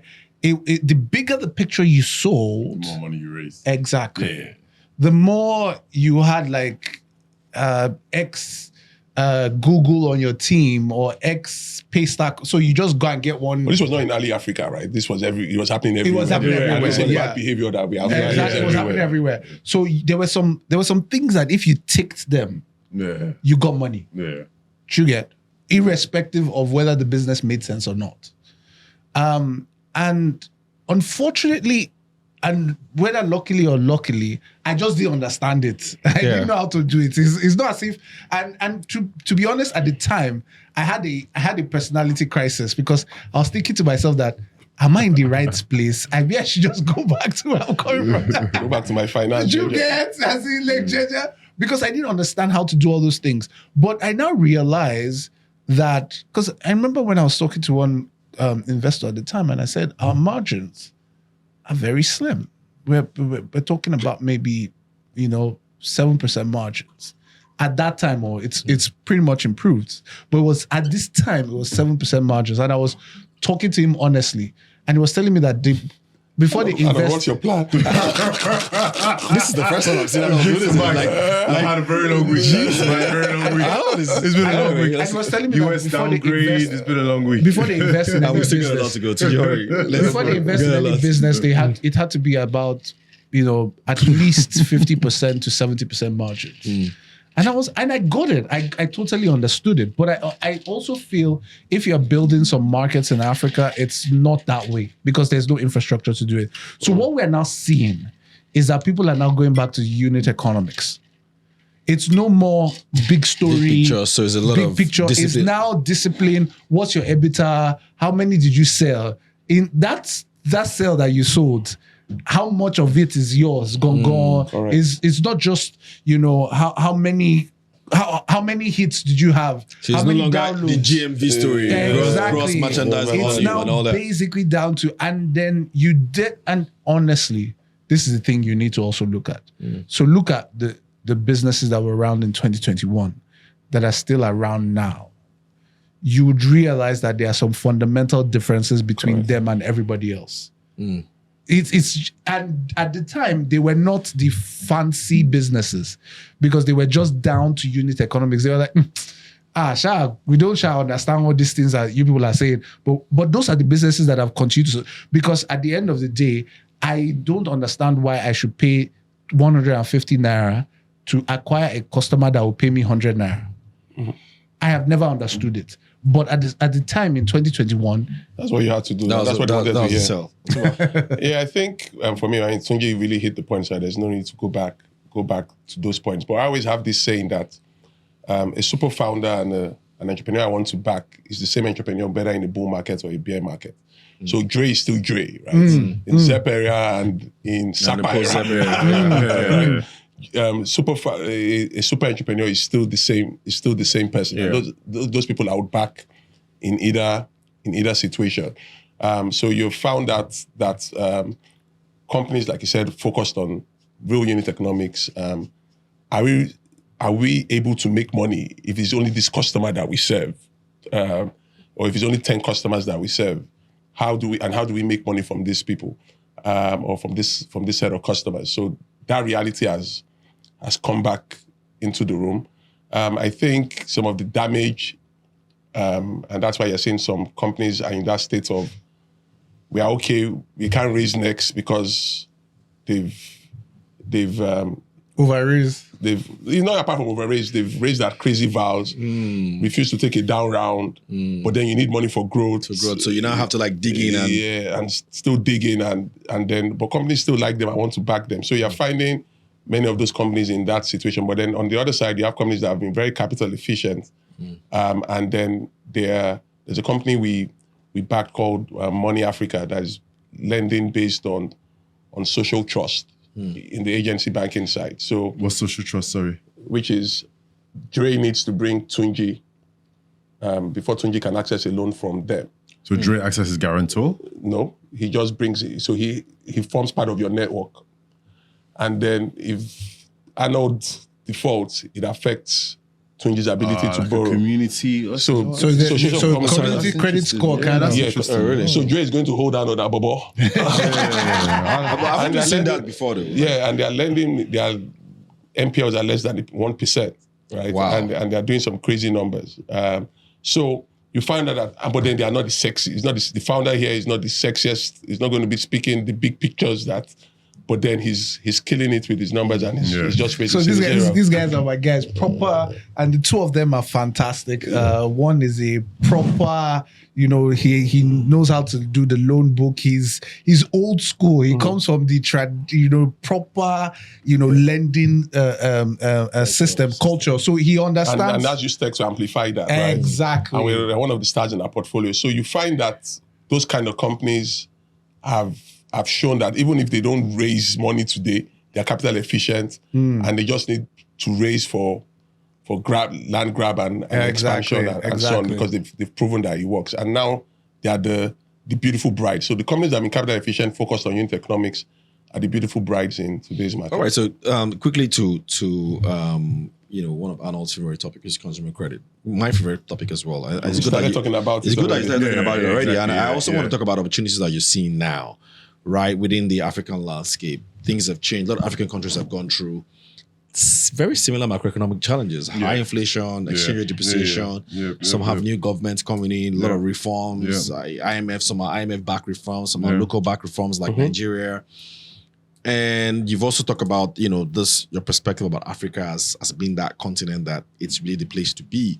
So consumer credit, I think Arnold also believes that as well, has got to underpin a lot of things. Like if you're going to see, growth that you want, sort of sales you're looking for. the growth If you're that going to you see the level of investment or capital formation that we credits, want, there's got to be some kind of credit around this. Someone I've talked about, but somebody else also talked about, look, how do you get this credit back? What are we doing with the BVN and NIN and all these integrations? And all? So from your own, broad view of the economy, because as someone who invests in a lot of companies, I think you have a really broad view of markets and businesses and opportunities. What do you see? And also, sorry, do you do credits or do you invest in credits providers, or do you also have a? No, I don't have a loan book that's Okay. That is available. I mean, it's ad hoc, more like for me. So there's an opportunity to invest in. The debt provider is looking for. Okay. I So can wholesale. go to wholesale, and then wholesale, they on lend, Okay. and I can fund that if there's cash flow to do that.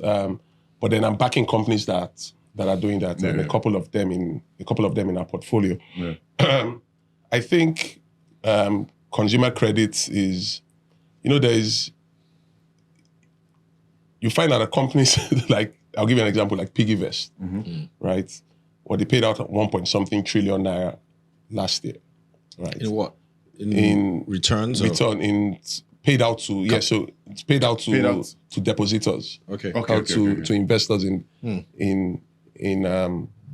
PiggyVest in 2024. Okay. I think it's a public figure. They put it out there, and then people were like, but PiggyVest, why are you not lending to people? And it's so funny that because Nigerians say, hey, the day they start lending, people are like, don't lend my money to, don't create a loan product. So I know you as Keep my money, give me back, right? Return of capital is better than return on Return on capital. Come back and then they see that way. And even one of some companies some funds that have tried to invest in them, like I wanted to invest in them, like, hey, create a loan product. So they'll create a spending product, and then so they created the Pocket app that deals with spending, and so maybe they'll add loans to that or something down the line. So for me, it's when you find the companies if you bring in 2 trillion naira today as a loan provider to a market that you want to disburse loans to Nigerians, you would see where to disburse. Sharp. Go and look at the credits. Go and look at the review scores of many loan apps on the App Store. Very, very poor. Not because the product doesn't work, but because when they apply for loans and you don't give them the loans, they come back and give you a bad review. Oh, so it's just failed loan application. It's not, it has Many of nothing them to are do with failed loan applications disbursement. because, It's nothing hey, to how do can with- you make me go through all this? You put my BVS, you put my put my next of BVS, kin. Yeah. put my next of kin, and you don't give me, and you don't then give me a loan. But how can I give you a loan when you don't? Of you course. don't pass You don't fit the criteria, yeah. the right test. So for me, I think what are fintechs doing, right? So let's take fintechs are taking core functions that banks have already provided, right, and unbundling them and doing it more conveniently and democratizing the access. So Piggyverse with savings, some of the loan companies, like I said, some companies today or some consumers today, the first loan they ever accessed was from a Money Point loan, for example. And Money Point is able to lend to those people because they can see your Flows. you can see your flows Cash and flow, yeah. transactions. Like there are some banks that we've spoken to for some of their companies. Like you process these funds, the funds sit with you. You can see that it's T+1, that I will get this money tomorrow, but I need to provide instant settlement today. They won't do it. No brainer, and there's some people who still won't do it. As in the money is already with you. Just give me cash flow They still today. won't do it. Yeah, no, banks So- are lazy. Banks are lazy. So some of them, yeah. Some of them. So I find that to unlock that credit, there has to be many experiments that I think some of the fintechs are trying with and learning from. There is credit bureaus don't work, or some of the big fintechs have come together to say, let us create ours. Let us create our own database that we can share. Same for fraud. Like the amount of fraud happening both in fintechs, banks, and so on today, you have no idea, right? It's amazing. It's not amazing. Well, okay, the number is It's amazing. the number is crazy, but when you think about how they need to come together to solve that problem, you see the role technology has to play. Yeah. So for me, I think we need to appreciate how far we've come also. Yes. Right. I remember many of the non-secured lending that the likes of Carbon and Ngozi and Chijoke started out with was lending based on your airtime usage, SMS, and scraping access to giving you access, giving them access to data to create credit scores for you. We weren't there before. You couldn't do some of those things, and they've learned some of those. And they've learned from improved the that technology and they've and- improved the technology, and it has come back in. So part of those learnings was what would evolve into a better consumer credit ecosystem that I think the banks can't do alone. And that's where you're starting to see some of the fintechs take advantage of. All right, guys. I mean, time is almost up. It's been another very amazing Wait, session. we did talk about. I know talk Tunji wants to about talk about Trump. Okay, and US downgrade. But there's no time. But we will deal with that in the because we're not in the buy seller hood section. Yeah, and we'll talk about that. We'll give Tunji his space. Flowers. Yeah, to talk about his favorite topic. But Otumba Show, this is where we'll talk about buy seller hold. I watch the show, so I know what this is. Yeah, so I've really been thinking about the kind of I really want to put you in a buy seller hold spot. Yeah. But Tuba is my guy. No, put him. He's my guy. You should we put him? Put him. I'll go in. Hey, good. All right, good. So we start buy sell or White hold. shots. And the interesting but the buy sell or hold also goes across because I know Tunji also has Strong interest. views. Yes, he has interest. Buyish sell. As able to Sellish buy. So I want to buy sell or hold on some of your very well known, investee companies that have done like household names that have done pretty well in Nigeria. And I'm interested to just know from your point of view, if you were, you were in some sort of situation where you had to buy, sell, or hold, them in the market. Which ones would you buy? Which one would you sell? Which one You're allowed to say. you see, the good thing about Can you buy, sell, speak or hold is freely? that buy is yes. I want this. Sell is no. Buy Hold is- is neutral. There's still, the good thing about buy, sell, or hold is that it gives you, it's not like a yes or no thing, right? So if you were to buy, sell, or hold, Piggyverse, Money Point. Money Point. I would always go Money Point, Paystack. At least those are like the Lemfi. three I'll always ones. buy And them. then let's not forget Lem5. Forgive me for not mentioning Lem5. Those four. right? If you had $1 million and you had to invest in one of them, buy, sell, or hold. So there's this saying I have, right, that there is no good investment. There's none. Exactly. There are companies that shouldn't give money, and the ones that should have given more money.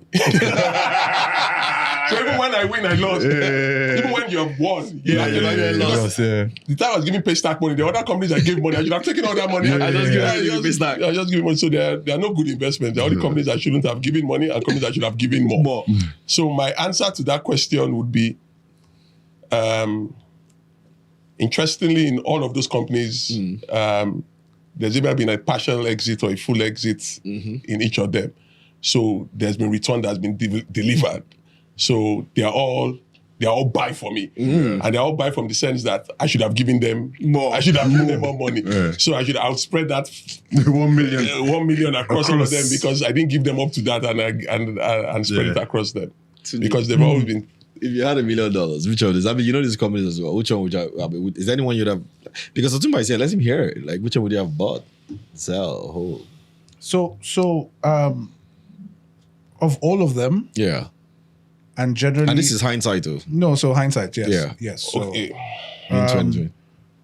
so the one, and this is because of my own relationship. The one that stands out the most to me, not just because of a company as returns, but a company as its efficiency, is I don't think many companies in Nigeria have the efficiency of Paystack.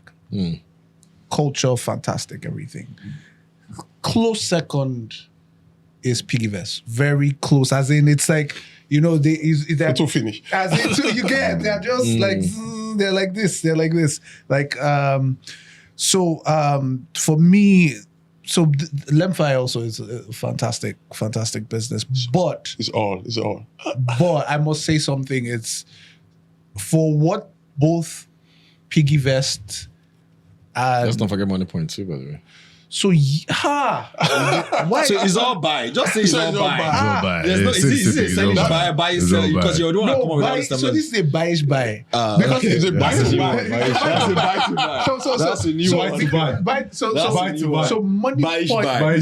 Wow. I think even money points. Yes. Money points impact. Money Phenomenal. points impact has been.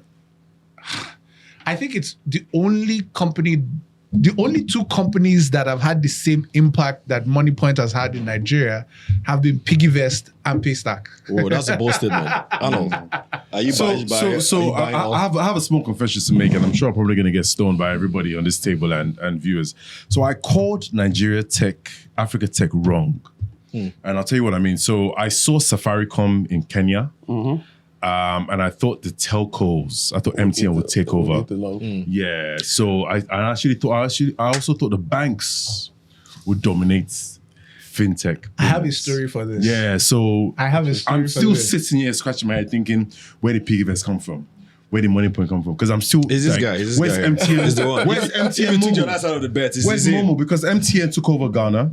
MTN took over Ghana fintech payments. Orange did Ivory Coast and Senegal. And I expected MTN or Airtel or Glo to release some a fintech payments app or even Access Bank. So I actually called. But you know the funny thing, called Otumba, it somebody wrong. in CBN once told me, apologies because we're No, it's biased. fine. Yeah, he once told me that, look, we keep talking about, a lot of all these guys, Safaricom and Yeah. people 'Cause even forget the EcoBank role that CBN, NIBS, and even banks, traditional banks, really played in encouraging. Oh yes. No, but let me tell you, EcoBank had this Is e-process that true? payment thing. 100%. 100%. Okay, sorry. Like, you find out that we are bank led. Yeah.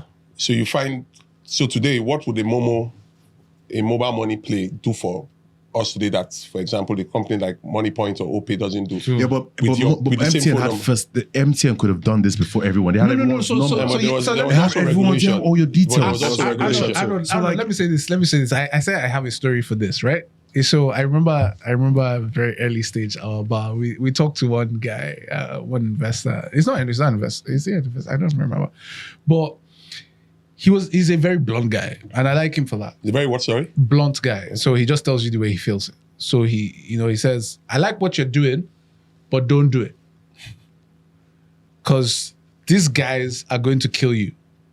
But it was a no-brainer. First though. of It the felt telcos are going to come, no-brainer. they're going to eat And then your the banks. they're going to eat your lunch, and they're going to do this, they're going to do this, they're going to do this. And to be honest with you, I went into depression after I said That's when I would do it, actually. after that conversation.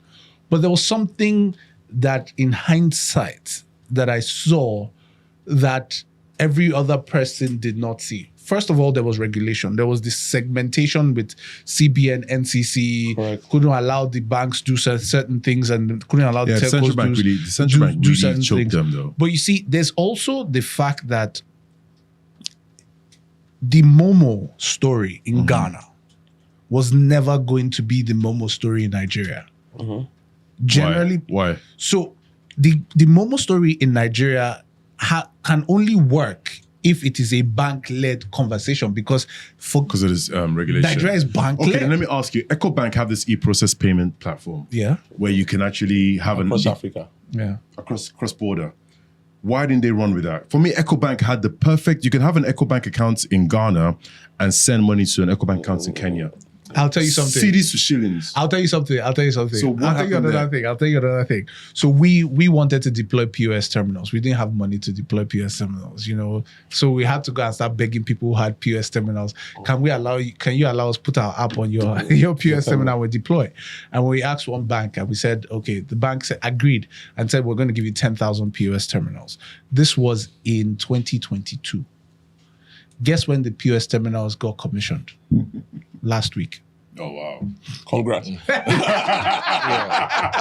So why didn't EcoBank? Yeah, so for me, so I just explained to you. Yeah, so why? This Was is it a because bank. So is it operational? Is it operational or? The reason why this one was that the team that started building It should have been it, named. Yeah, and it's I've like- always wondered. Yeah, sorry. the but- team that started building the Jackpot, so they had to recruit another team. I mean, and that happens, right? And you see, there is too big to move.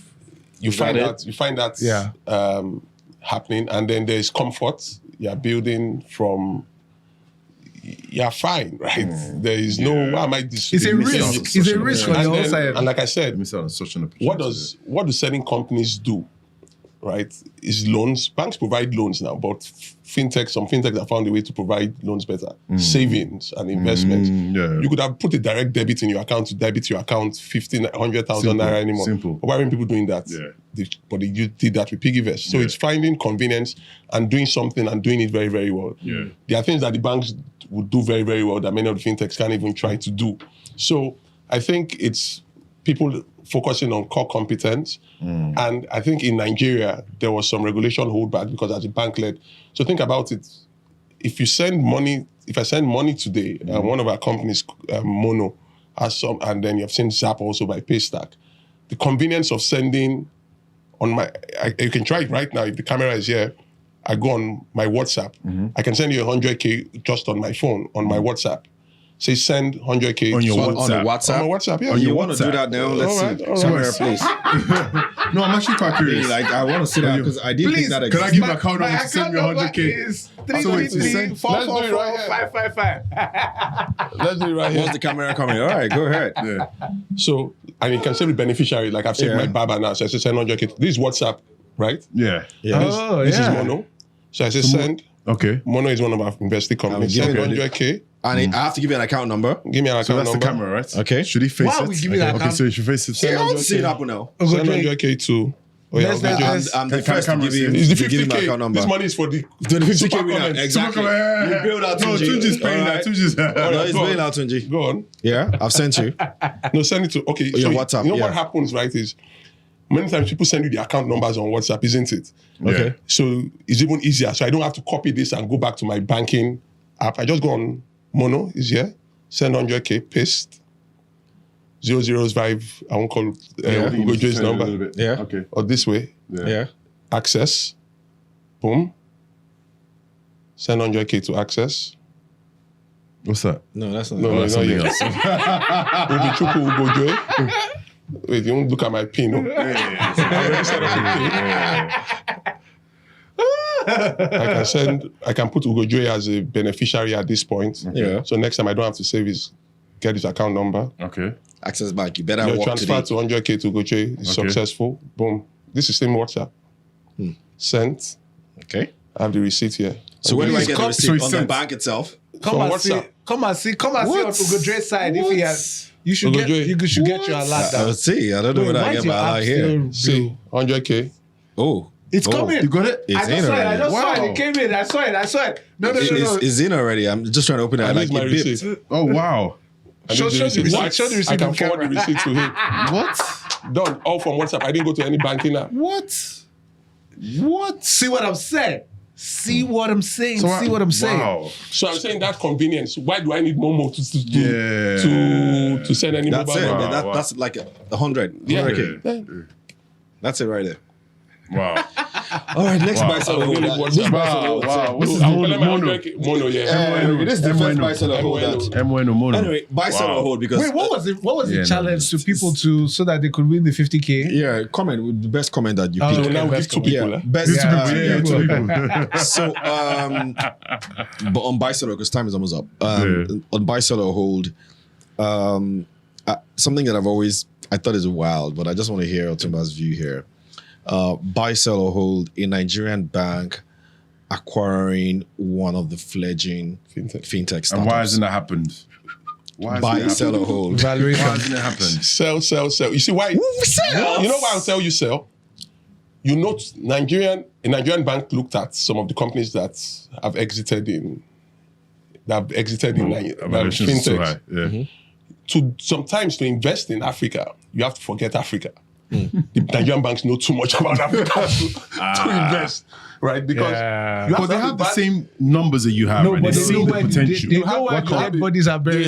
You have a bad. You have to have a bad memory, right? And sometimes that bad memory ends up serving you right because Yeah. if you have too much data, Yeah. right, then it becomes analysis paralysis, right? Because I give an example. And Paystack is a model story, so you hear us talking about that a lot in the venture space. If any investor sits down here that invests in Paystack, you would hear that because that was a model story.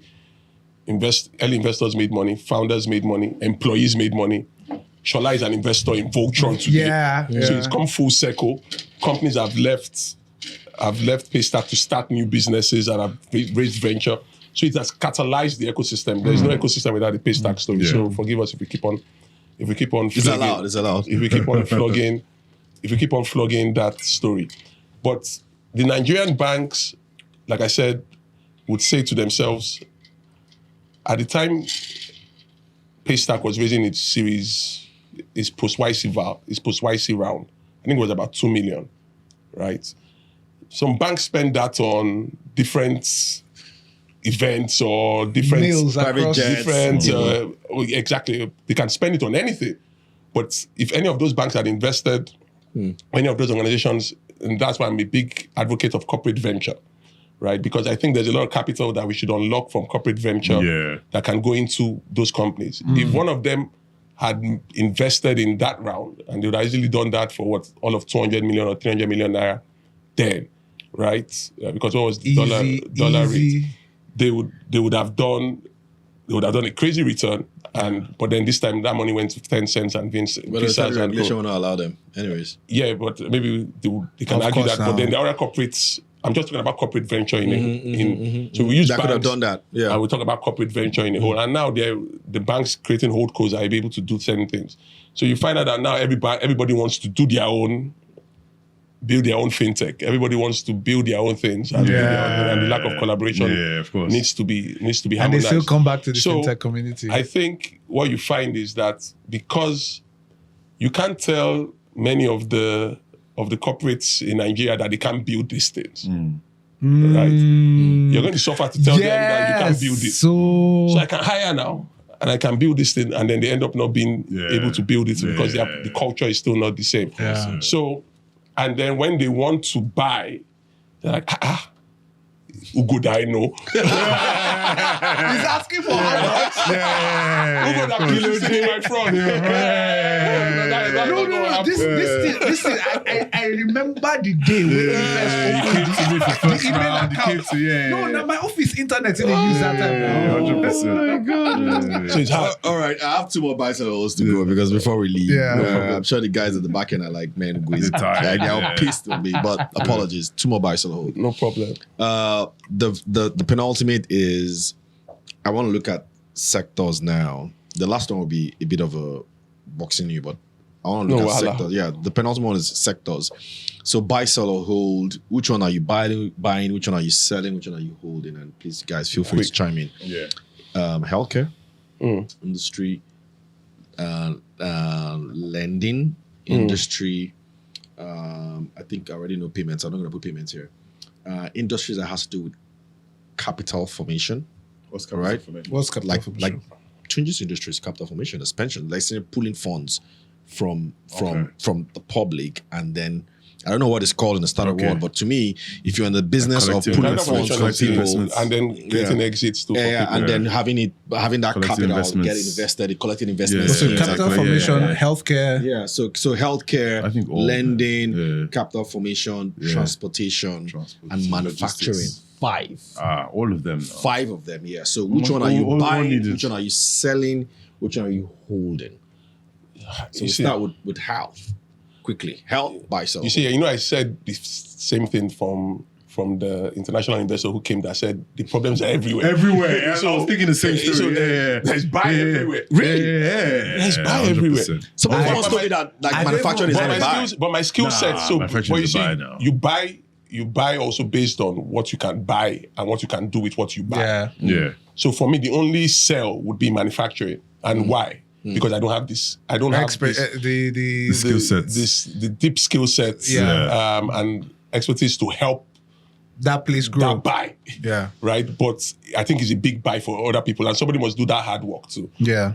But in other space, especially with tech enablement, I can advise and I can help. So, but in general, they are all buy to me. Let me even tell you one of the things. Capital formation, especially when it's mass market in Nigeria, what I've realized that the easiest sell is when you blend it with healthcare.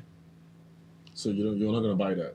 No, buy so it. I'm That's saying where you you buy. must. Okay, what? So capital formation will work Pull it because If it's pooled with healthcare. if it If you're works pulling even capital for better, healthcare so sake. capital formation will always work. That's why we still keep seeing things like people going to Ponzi's and things like that.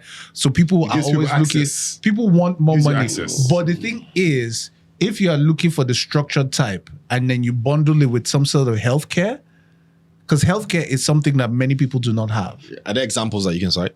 Value Bar, my company's product. So Has been. Yeah. Plug in. Producer, we gotta charge Sunji Push today. it. no. Yeah, So, because so I don't already put his money where his mouth is. Yeah. mono. Yeah. let me Where is explain. Toye? So many people have to pay for this show. Toye has to send Let me Tunji a check. explain. Let me explain what Value Bar is. Value Bar is for Toye, I hope you're noting. You gotta send Tunji a check. I don't already put his money where his mouth is. I've already paid. for 3,500 naira a month. You get health insurance, life insurance, micro pensions, and accident cover. That's a lot. Like, For 3.5, how is that price? that's what I'm Baba, wondering.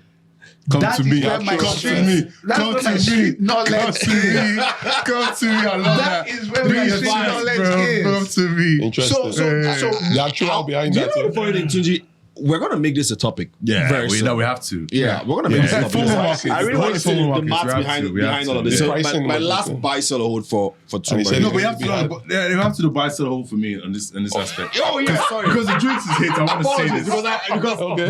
Because the drinks. Carlos should take The this. drinks is hit, and I don't know whether I should say this. So I've always thought this, and I want to say this, right? Shoot. So I'll buy all of them, right? But So I what's- love. so what's now- Wait now. I'm about to land. I love manufacturing. And I'm going to say this: if you ever see my name on the presidential tickets, don't vote for me, because I'm going to run through a proper reform, right? Proper reform. A reform. And I'm going to reform a few things. But one of the things I'm going to do is I've always talked about land reform, where I'll take the land from people who are not using it and I'll give it to people who are using it. Right. So that's the first stage. The second stage is a financial repression where I'll push all the funding to manufacturing. This Chinese style stuff. Yeah, it's Chinese style. And I'm going to stop there. And I'm going to let's move on to the next one. Last buy, sell or hold. This is trying to. Yeah, I need to put Otumba on the spot before he leaves. All right. This dude here. Oh, no. It can't be. No. This dude. I mean, like, fill your glasses. No such thing. This is drinks with mics. All right. Yeah, this dude here has, and of course, sorry, I know this is the last to him, but I have one more. I don't know what you're trying to do to me. Yeah, it's not going to work. No, I've never seen anyone like this before, by the way. Anyway, Otumba, this guy here has you have worked with a bunch of CEOs, like a lot of people, even like blue chip CEOs. Correct. No pun intended, name of your company, but I just want to do a buy, sell, or hold. Give us a buy, sell, or hold on some of the legendary CEOs in Nigeria. Can you name names? You've probably either you've worked with or in some capacity, or you've met, or whatever. I mean, let's see the courage in you, man. Like, can you really stand to this? Like, you've seen a lot. I know you're very close to the late, Herbert, R.I.P. R.I.P. You've worked with a lot of banks, even GTB, Shegun Agbaji, which other Fugas again?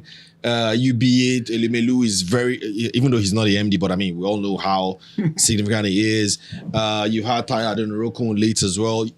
There's just so many of those guys out there that have been around for at least 2 decades, right? Before some of these newer ones now that they're essentially birthing.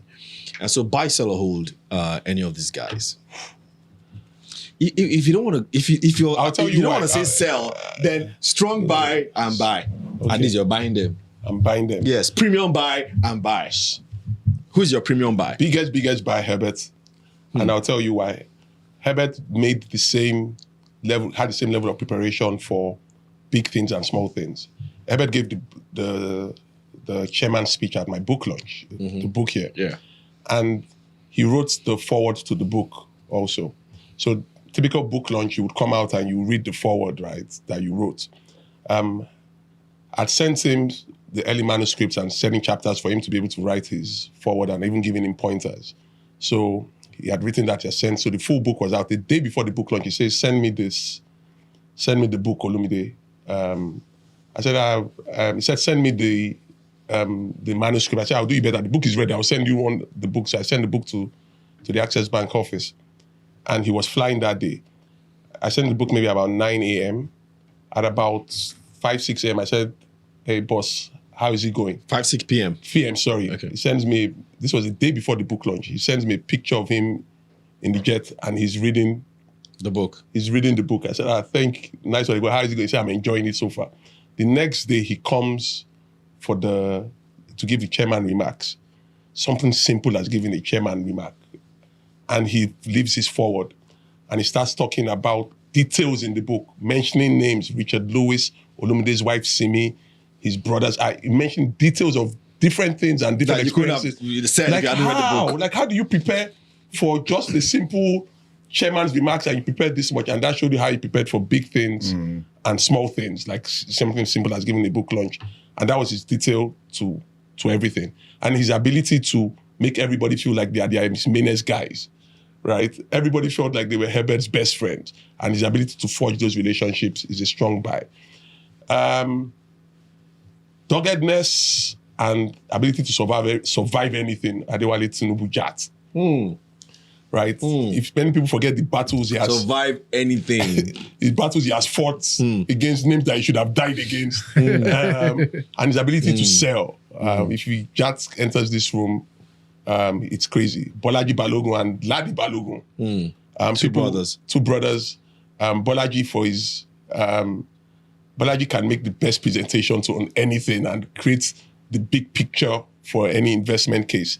And Laddie is a big thinker, and he's done it all despite even a larger than life image over his head at the time, and he still would sell. There's nothing Laddie still would tell me to do that I wouldn't do in terms of investing and going along with him. So those guys have the big buys for me.